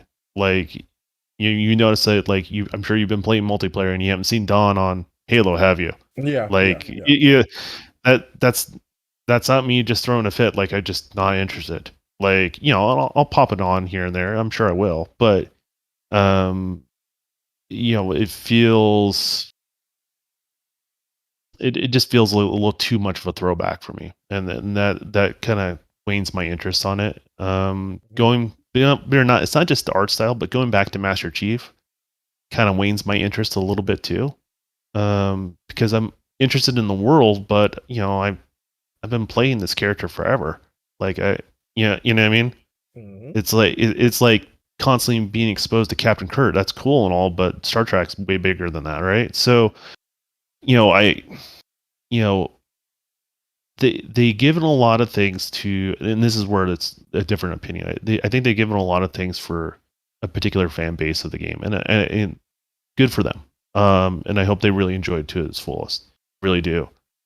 But what's also kind of made me not be as interested in it is the fact that this game is an excuse to shit on 4 and 5, and that's, I don't know. It just doesn't come off as a community. You know what I mean? Like, a community.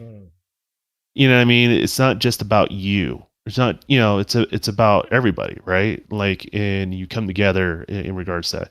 What we have is a certain segment to repeat the same thing. It's to get angry about the same things, and honestly, the community is kind of making it less interesting for me to play.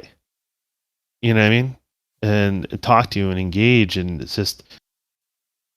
Yeah, I'm going to play it. I'm going to play the campaign. I'm going to enjoy it, but to some degree. But it'll never be the co-op experience. It'll never be those things at launch that I look forward to in a Halo game. It just doesn't have all the features that I ultimately would want out of Halo. So just is what it is, and some people are going to disagree with me, and that's fine. Just I say enjoy the game. You know what I mean? Don't let me get you down. Like I never want my opinion to get someone down on a product they're really interested in. So Yeah, no, I totally agree. Me myself, are you? So let me ask you this. Yeah. So you played 5, right? Yeah. And you're a little bit more accepting of Halo Infinite, right? Yeah. Than I am. Right. You played 5. You obviously have Multiple a times. love for some of the characters in 5 and stuff like that. Right.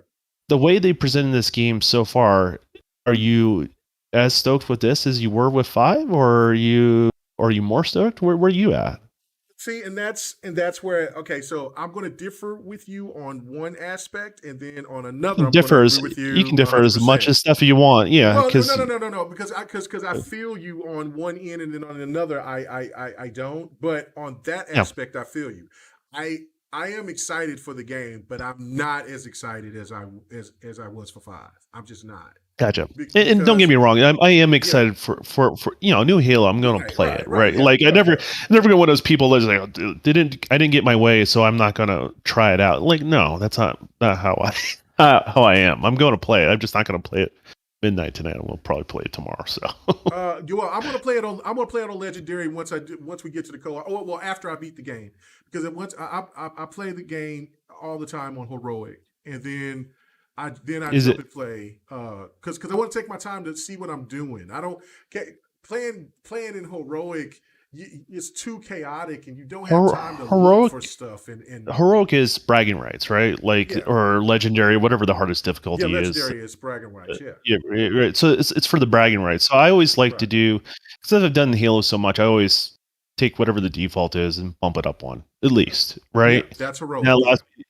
So that allows me to explore all the different stuff, and that's why I always play a Rogue Force. And I will say this about the campaign: there's certain things I have seen, and and we'll get back to your side of it, but the way they do the abilities differently in the single player than I saw from the campaign gets me a little bit more excited for the game. I will say that because you can switch on the fly from your different equipment. Does that make sense? Right. So you don't have the same sort of restriction. I understand why the restriction's there for the multiplayer, but on the campaign, it's a little bit more free, if that makes any sense. Because I saw somebody like launch themselves out of a man cannon with this vehicle, jumped off of it, grapple hook, which slingshot him way up into the air. Then he switched to the boosted a bunch, switched back to the grapple, right? He was like way over the world, grappled onto a Banshee, and then able to pull himself. Stuff like that, I think is going to be fun, memorable experiences in the campaign. It's just a shame that you can't share it with people at launch. So, right. No, I mean that's. I think to me on that aspect, I think it would be sweeter because we've had this discussion before. Yeah, I think that, and then I'll get to my point after this. After I say this, is that I think with this game, is that 343 wants you to experience the single player the way that they wish people experienced Halo 5 single player. I just don't think that a lot of people, when you jump in and you do the co-op right off the bat, there was a lot of people that just went through the motions, played the game, and then there was some people that was like, oh, this sucks. It just doesn't make any sense. This is not what I was expecting. There was people that went through it thoroughly, and then they still come out to not like it. That's fine. I mean, everything is opinionated. I'm not going to tell anybody what to like and what not. Really? Because I got a different feeling from that. I got a perspective from the community. The people that play co-op loved it. People that didn't had a harder time with it. Because the game wasn't designed for single. No. It really wasn't. Trying to play Legendary with the bad AI in Halo 5 was just awful. You play it on Heroic, you can get through it. It's fine. I'm pretty sure if you play, and I've never played it on an easier level. So imagine if you had the AI.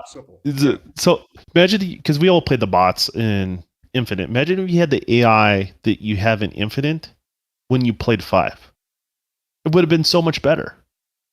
Well, yeah, but I mean, they didn't have that technology. Yeah, Back then. yeah, I mean, it wasn't ready. I got you, Well, it but I'm wasn't just ready. saying, like, just imagine what if, you know what I mean? Oh yeah, So it'd be fire. But there was some when I say about my love and fascination of 5, I do not want to just let people think that I think everything in 5 was perfect. It wasn't. It was not. no, But the point of to me is on the aspect is that what I'm seeing and what's frustrating, wait, would you play? and I knew it would happen is that people now are starting to play the game, and now they're starting to publicly say, you know what? I know a lot of people shitted on Halo 5, but this game, I just got finished beating it. I seen somebody post that today. And Mhm. and it was somebody who was a big time streamer or whatever, and they said, but you know what? That story wasn't bad at all. It was actually good. I liked it. Oh, now you like it after 6 damn years of sitting there being on the bandwagon train of saying that it was garbage. The game I played garbage games. Halo 5 is not a garbage game. Period. It's not. There's Yeah. not a Halo game that is garbage unless you want to say that Well, you also the saw. Spartan strikes are they're the worst games because it gets Halo name. Other than that, there's Let, not let, been a bad Halo game. let me Period. add to your point, though. Remember when MCC came to PC? Yeah. And remember when they start doing Halo 4? Because they did it like in sections, is how they released it on the PC side of things. Remember when they start doing 4? I saw a whole bunch of people on PC that haven't played Halo. They only heard from the community out there, shitting on Halo 4, right? Mm-hmm. And they're like, well, now it's out. Might as well give it a shot. See what everyone was talking about. And they're like, this is good. They liked it. You know what I mean? Yeah. And then one of the first things people talk about in 4, they're like, it's so beautiful. They like talking about how good the game looks. You know what I mean? Yeah. It just adds to your point. That's what I'm just saying. To me, is that I expect this game to be good. I don't, like I said, I have full faith and trust in 343. But I just don't know if the game is going to be as good as 4. Story wise, I just don't know. 4 was so good. Now, will Infinite be better than Halo 2, which is or Reach? That's your all-time favorites. Is those two? 4 Reach and 2 are my all-time favorites. My so that's the favorites. Order. So it's 4 Reach and 2 for you. Gotcha. Yeah, I think Reach. I think Infinite could be better than Reach and 2, but I just don't know if it's going to be better than 4. And so I think a lot of people are going to get different experiences too playing it. Just the way it's structured, right? So some people will do the side things, some people won't, and there might be a thing where the side things kind of mess with the flow, or it can be the opposite. The side things really enrich the game. You know what I mean?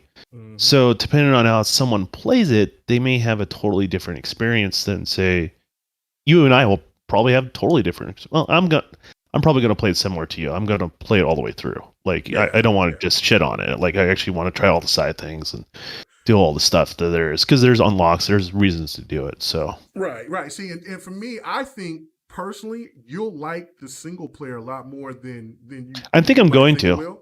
But I'm not as excited now. But be fair, I wasn't really excited for the beta stuff when it came out, right? True.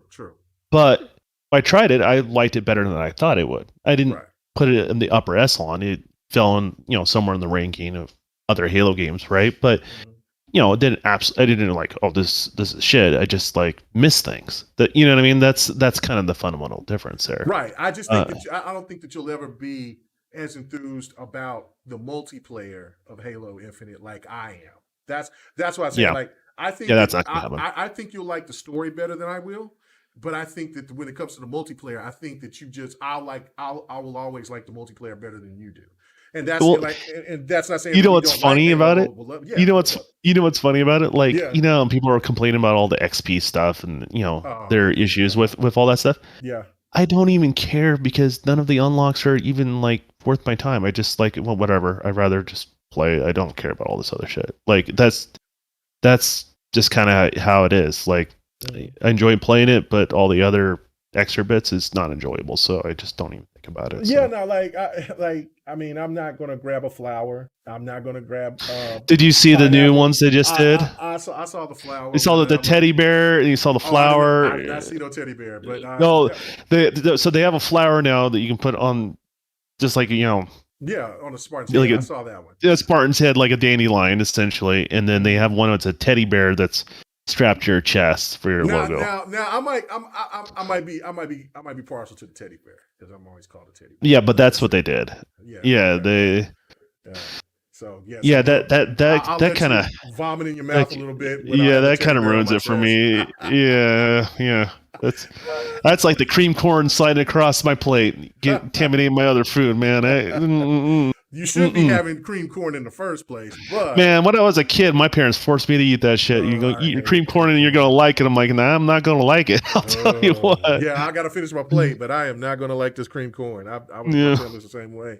Okay, but to my original point, to the question that you asked me, Yeah. I think that with the Metacritic score and things like that, like I said, I don't care. Like Halo has never left, in my So opinion. that doesn't play a factor into your feelings about That's the why you game. don't see me posting, 87. Who cares?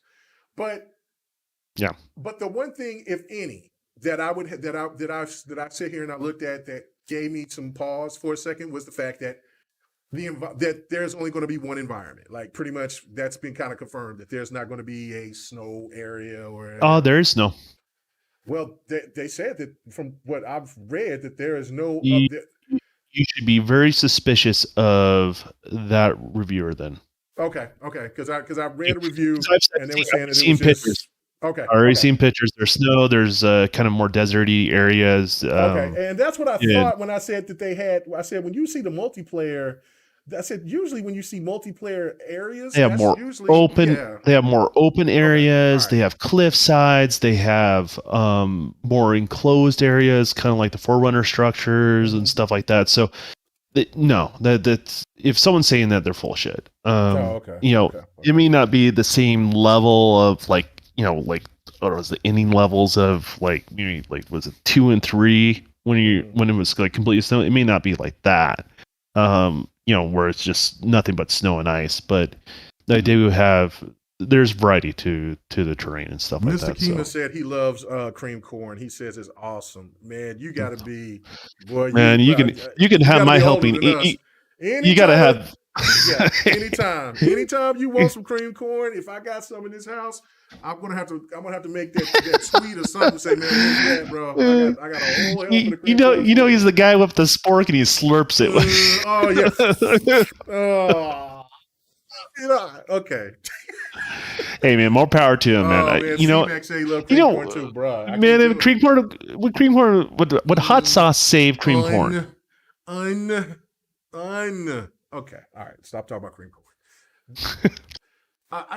But to me, again, I think that I can't wait. I'm excited. I'm very excited. I've watched the trailer.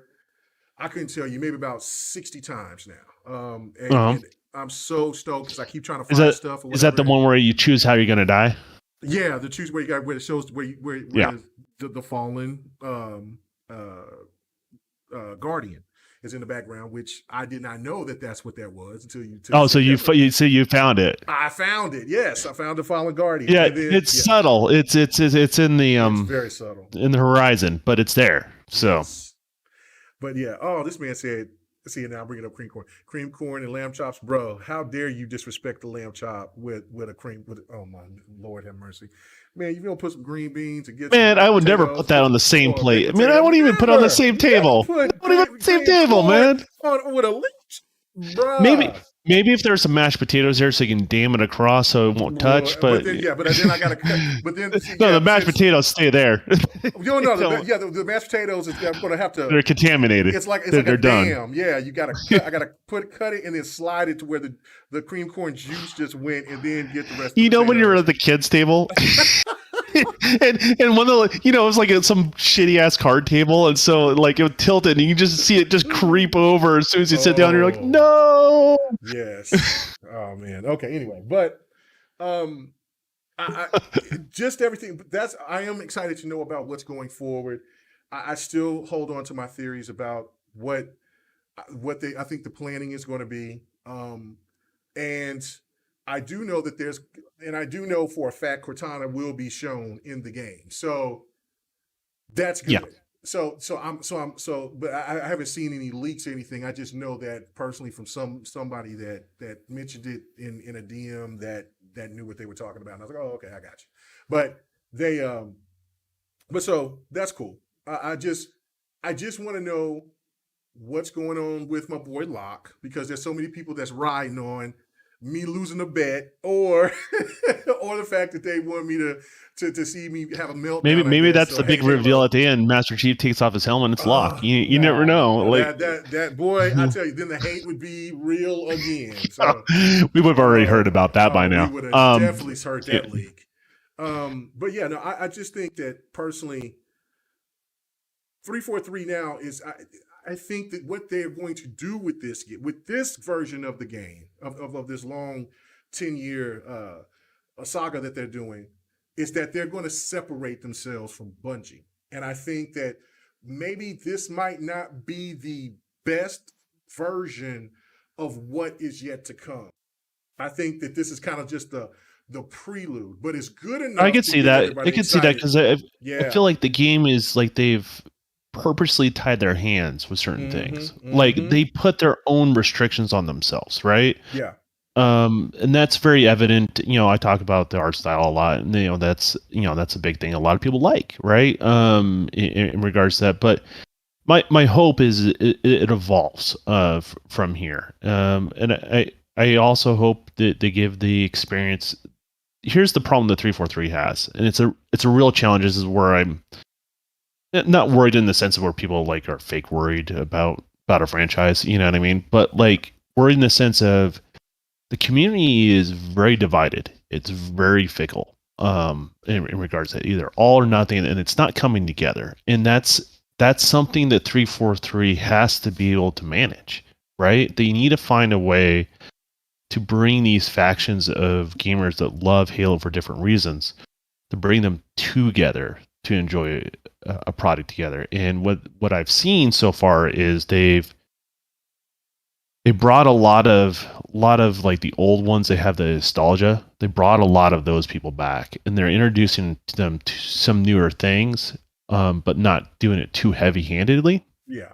In regards to that. But the thing is, if it's a community community needs everybody, right? Like community needs the people that love Halo 4 and 5. Community does need the people that love the earlier versions of Halo, right? But the same token, the game has to be able to grow, and it can't be hampered by any one of those communities. Like it has to be brought together, and that's the real challenge with 343. Like that goes beyond the talent that makes a game, because they're talented people that are there. They're talented artists that work there. They just have to be able to somehow move the franchise forward, but somehow retain those old heads.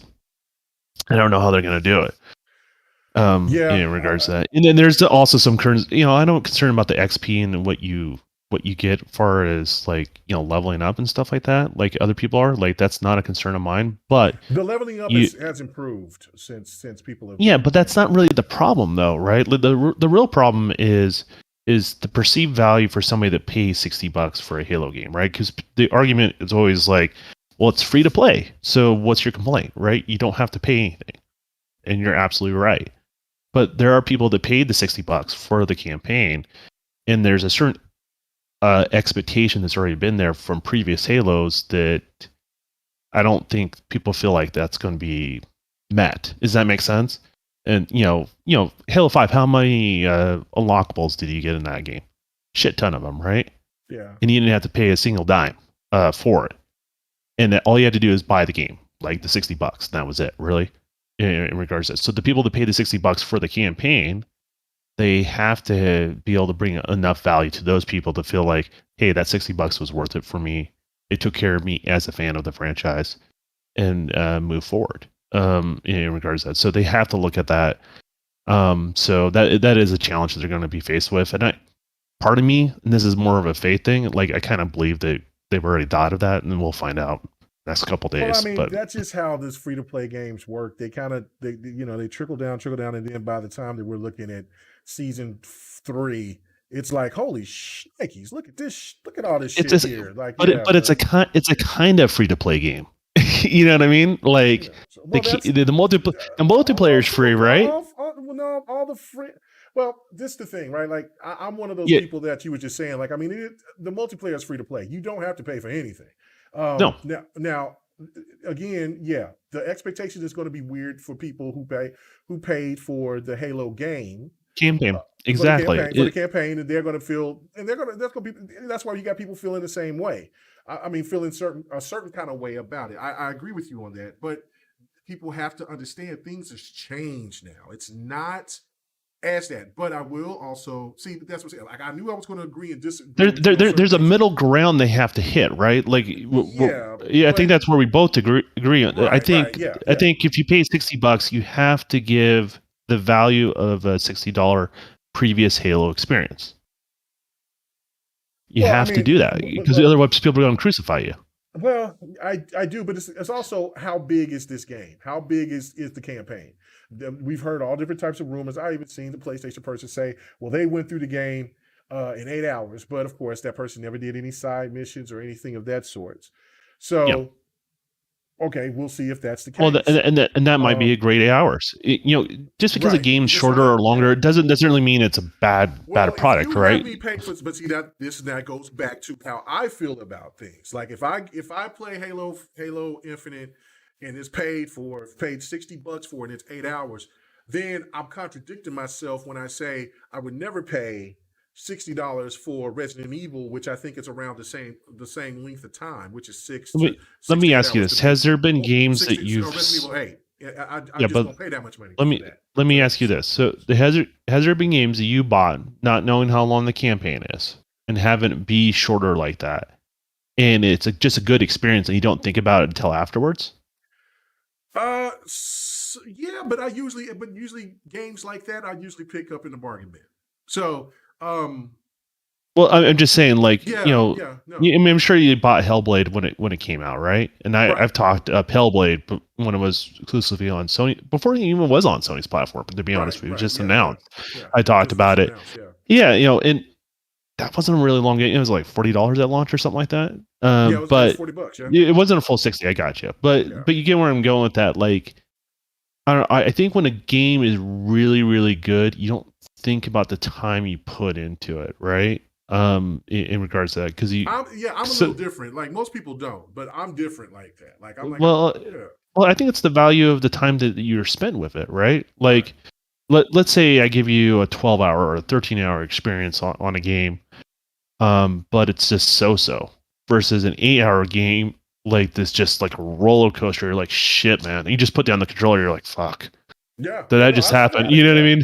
Yeah. So, I mean, that's what I'm kind of saying. Like, there is value in time that you get out of the product, but the question is, how much fun time do you get out of the product is always the question I ask in regards to that. So, yeah, I don't know. Everyone finds value in Halo in different ways. There's always been a lot of value in Halo in every predecessor, 4 or 5. It doesn't matter how you feel about the multiplayer. They've always had stuff in it, right? And the same thing with all the way back to Halo 3 was that. I mean, that was like it set a precedent that it was really hard to follow ever since then, right? Like, because it had Forge, it had a theater mode, they had all this shit, 4-player campaign at launch, right? That was just an experience you just didn't get from anywhere else. You know what I mean? So yeah, no, I totally agree. I'm just a little bit different when it comes to, if I pay it $60, I kind of want my experience. But I mean, okay, like, for instance, when I was playing Outriders, I enjoyed Outriders, but I was ready for Outriders to be done once I got to a certain part. I was like, yeah. And how long was that for us? It was longer than I anticipated. You know what I'm saying? Yeah. And I bought Outriders, so. But I wasn't expecting that game to be as long as it was, but I was ready for it to be done probably about 5 hours, five hours beforehand. But then there was but then again, like, and I still kick myself that I didn't play that game at launch, but then again, I wouldn't have experienced, because once I beat it, I probably wouldn't have went back to it. That was Devil May Cry. That the Yeah, latest one. Like, that I'm was a great glad game. I didn't want that to end. I did not I, want that game to end. when you I was told me so you sad. just played it, I'm like, what the? You call yourself a gamer? Like that was my first reaction to you. I'm like, who is this guy? I think Yeah, he just no. falls asleep with his Xbox on. What's going on Oh here? my God, no. Yeah, no. Well, I just it was just one. Kept it keeping in my rotation, and then I was like, I'm going to go to it. I'm going to go to it. And when You just procrastinated it for a long time, is what it well, was. there was a few times that I booted it up. I got started, and then I just wasn't in the mood. It just, and I said I want to play this game because this game looks too good not to play, and and just be in the right mood. And then I caught it right in the right mood, and then I know life did. So, and that was the same with Dragon Age Inquisition. Like I was working like crazy, and every time that I started playing, I was like, man, I'm not liking this game. I'm not feeling it. And you know how I feel about Dragon Age Inquisition now. Like Yeah, yeah, you it's feel one of my totally different. yeah, it's one of my Yeah, favorite games of last gen. Like I'm like, what? So I do it. I'm just like that with music. Like I'll buy music or listen to music in bulk, and then I sometimes I'm wondering like there was this one album you that like was come skip out. through tracks. You're like, okay, Yeah, that and was I'm the hot like, track. That was the hot track, and then you go back to it later, and you're and like, it's oh, this is. I this never was thought of. yeah, that's a great album. Like I couldn't stand it. So that's what I do.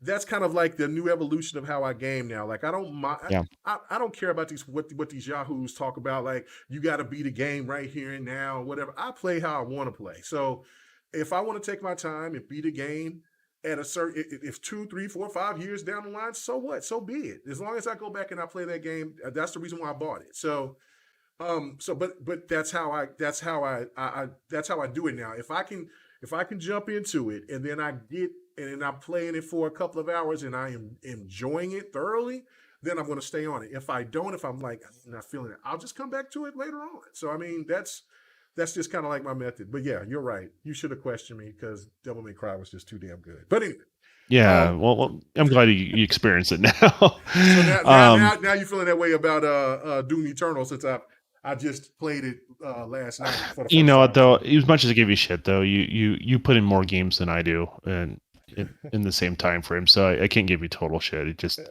I'm a just a little little more bit. selective. I'm a little more selective on what I Yes. give my time because I have less time. Right. In regards to that. Yeah, and since So since I got all this time now, it's I'm trying to take advantage of it before I might lose it and have to get back into back on the pokey. But I but last topic. I can't wait for Halo, and I know a lot of other people who can't wait for it. But I will say this before I get to our last topic, which is just for fun. Um, People just need to just give give these games props or their flowers, as I say, um, mhm. instead of always trying to find a reason to knock it. Like, I mean, when a PlayStation game comes out and it's good, it's good. It doesn't matter Look if you for like that you game should or look not. Yeah, should there look might for a be reason to like it. I mean, here's the yeah, thing: is like yeah, you know how critical I've been about it, right? yeah. But there's a fundamental difference of my criticism than what you see other people give criticism to games, right? Um, What up, the Brian? fundamental difference is I'm looking to try to have a good time. I'm looking to try, you know what I mean? And Mm-hmm. if I really not liking it and I'm not and I give it a fair chance, then I just won't talk about it anymore. I will move on. I'll just go do something else. You know what I Right. mean? I just can't Uh, dwell on just yeah, talking about a game I don't like. Like, why? So yeah, yeah. it's ridiculous. But yeah, no, just so Halo has got all this praise. Give it its flower. I mean, look, when Ghost of Tsushima came out, I was telling people how great that game was. Last of Us 2, I thought the game looked and played fantastic. I just wasn't into it, but that's okay. For other people who was, that's fine. But it still is a masterpiece in its own right. Horizon Zero Dawn, God of War, the list goes on. Man, you over here trying to find a reason to hate on Forza Horizon 5? Are you kidding me? You're trying to find a reason to hate on Flight Simulator or the first game like that to be on a console? Are you I mean, like, I don't get it, man. I don't get it. But it's butt ass backwards. You're supposed to love gaming, not hate it. But last point, this is and this is for the people in the chat too. This is something that I was over here talking with Don with, and I thought this would be a fun topic. I'm going to talk about this on GRG too, coming up. But we were talking about CEOs for these gaming for the consoles, and so we were wanting to know who did you think was the GOAT, like the best gaming CEO of all time. Now, me and Don's are totally different. Mhm. So, and you'll be shocked who mine will be. Well, But then just tell 'em. okay, well, no, I'll let you go first. Okay, so You don't let me go first. yeah, I'm gonna let you go first. Who do you think is the goat? The goat? Like, I mean, for all the history of gaming, who is the man or woman? Well, I don't know. Has there been? I don't think there have been any women CEOs with the gaming console. So Well, it's all men. you're talking about platform providers. No, Yeah, if for you're talking about Nintendo, publishers and in studios, yes. yes, Um, the Nintendo, PlayStation, Xbox, Sega. yeah. The main platforms have been out there, past and Atari, present. Magnavox, yeah. Yeah, past and present, whoever they may be. Obviously they all have their impact in the industry. Mm-hmm. But more and more since we've had this conversation last, more and more I'm more sure-footed in Phil Spencer's camp. And doesn't mean his predecessors didn't do well. Doesn't mean Sony doesn't have great execs. I agree with your decision too as well. So that your pick for similar reasons, but just the fact that Phil has been there since day one, right? Since Xbox started, and he's moved up, and he's just done things that just no other CEO has, or nobody in an executive position of a platform provider has done on any other platform, right? He moved up through the ranks. Is it started as an intern, and now he's ahead of Xbox. Now he's on the board of Microsoft, right? He's integrated departments instead of working against different departments. Because sometimes that's competitive. Like sometimes, like, hey, you're taking my money or my funding for my project, right? He starts going, well, we're Microsoft. What can we leverage, right? Like he starts thinking in that mindset in regards to that instead of thinking in a walled off garden. And he did it in a time when, let's be honest with you, Xbox had its back against the wall, right? It had a really bad fumble launch and it misread their customer base in regards to that. And they're able to pull that back. And I think honestly, he's also done something outside of Xbox, which has grown the industry as a whole, or he had his part in that. You know what I mean? And I think that's something that other platform, if you're a fan of Sony or you're a fan of Nintendo, has been a net positive for gaming overall, regardless of what platforms you guys play on. And so, yeah, I mean, that's just where I can't think of anyone else that could have took that position and did what Phil did, to be honest with you. And it shows real leadership too, because his ideas weren't, they weren't necessarily the most popular within the gaming community to start off with, right? And he's able to get that team aboard. They wanted to stick with him. They could have bailed. They could have left Microsoft, but they stuck around. And that, I think that shows a lot from a leadership perspective. But I like your pick too as well. There's no doubt about it. So go ahead and give your pick there. All right. So my pick is the one and only Jack Trent. I mean, listen, the man worked for Duracell. Come on now. You gotta give him props. He was, man, he worked for Duracell. He didn't even put batteries in the PlayStation controller, right? Well, yeah, but he wasn't. I'm giving you shit. Yeah.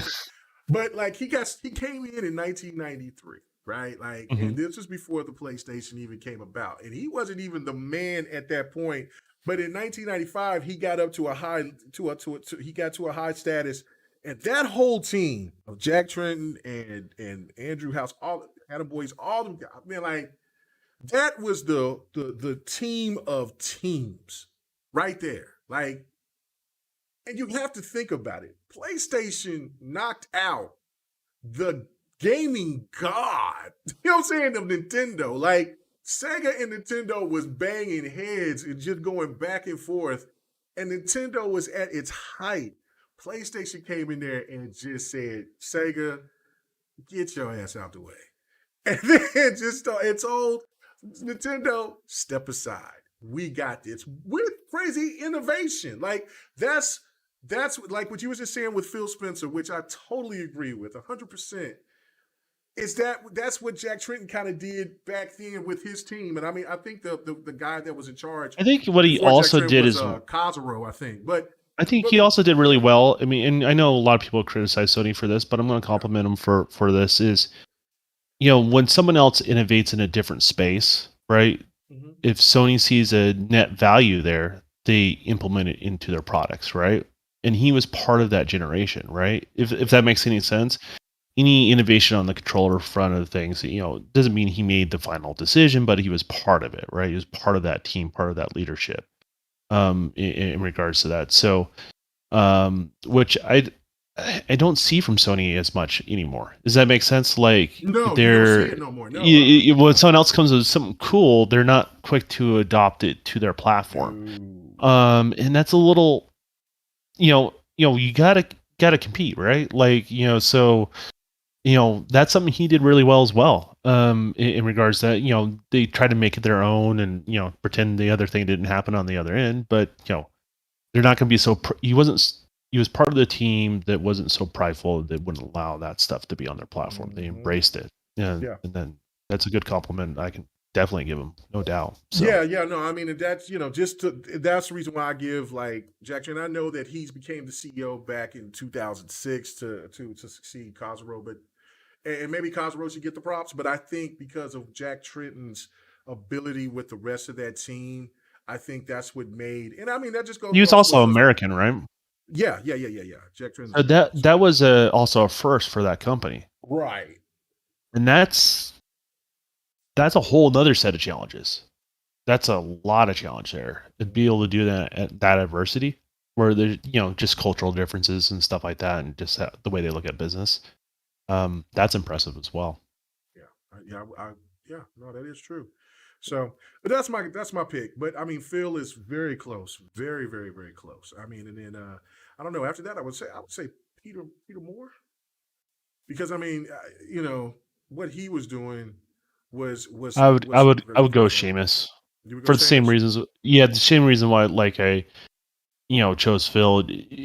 It's all the opposition and still pulling through, right? Like, there's other people along with Sheamus. Like, I get it, right? But he was part of that ragtag rebel team that just said, screw it, let's just do it. You know what I mean?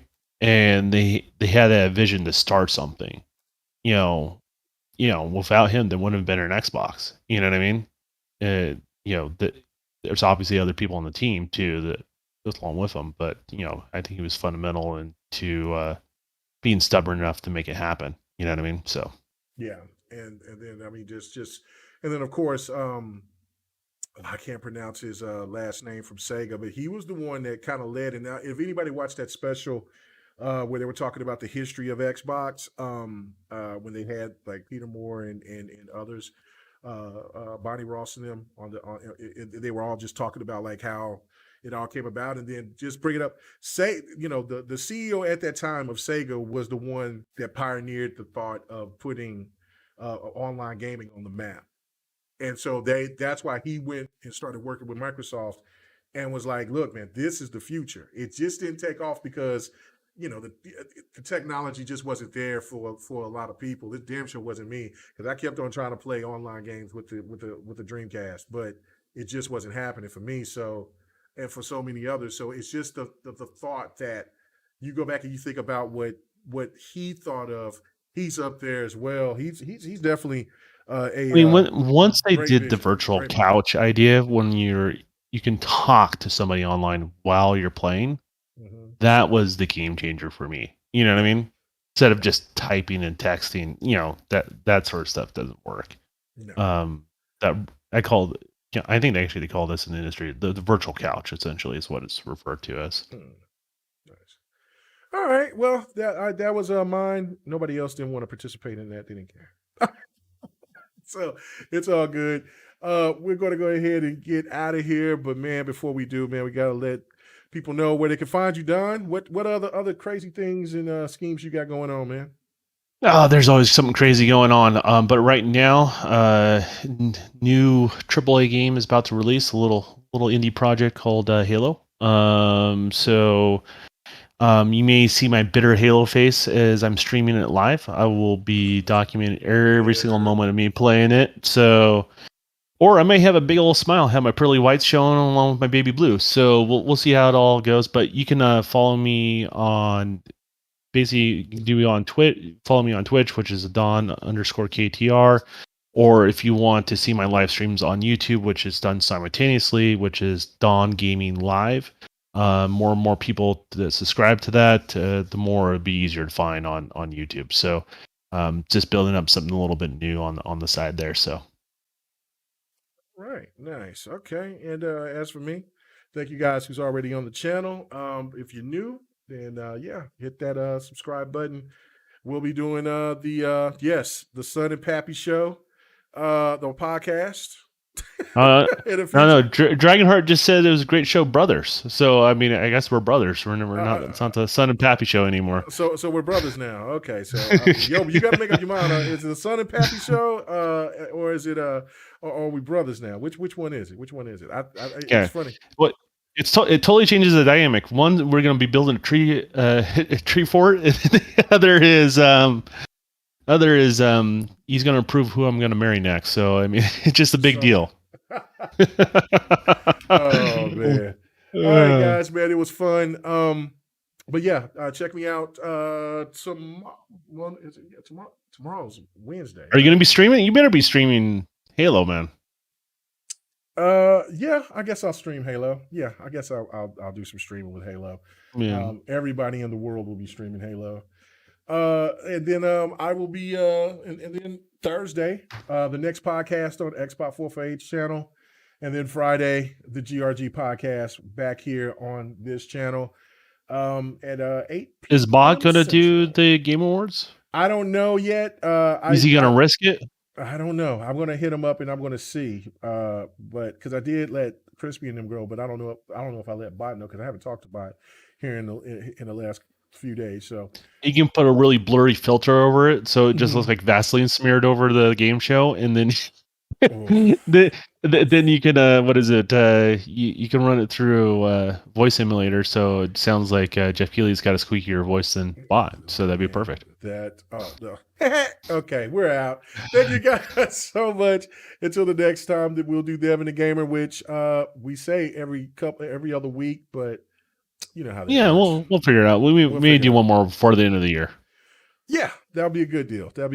So, all right, guys, thank you so much, man. Until next time, we are out. Peace.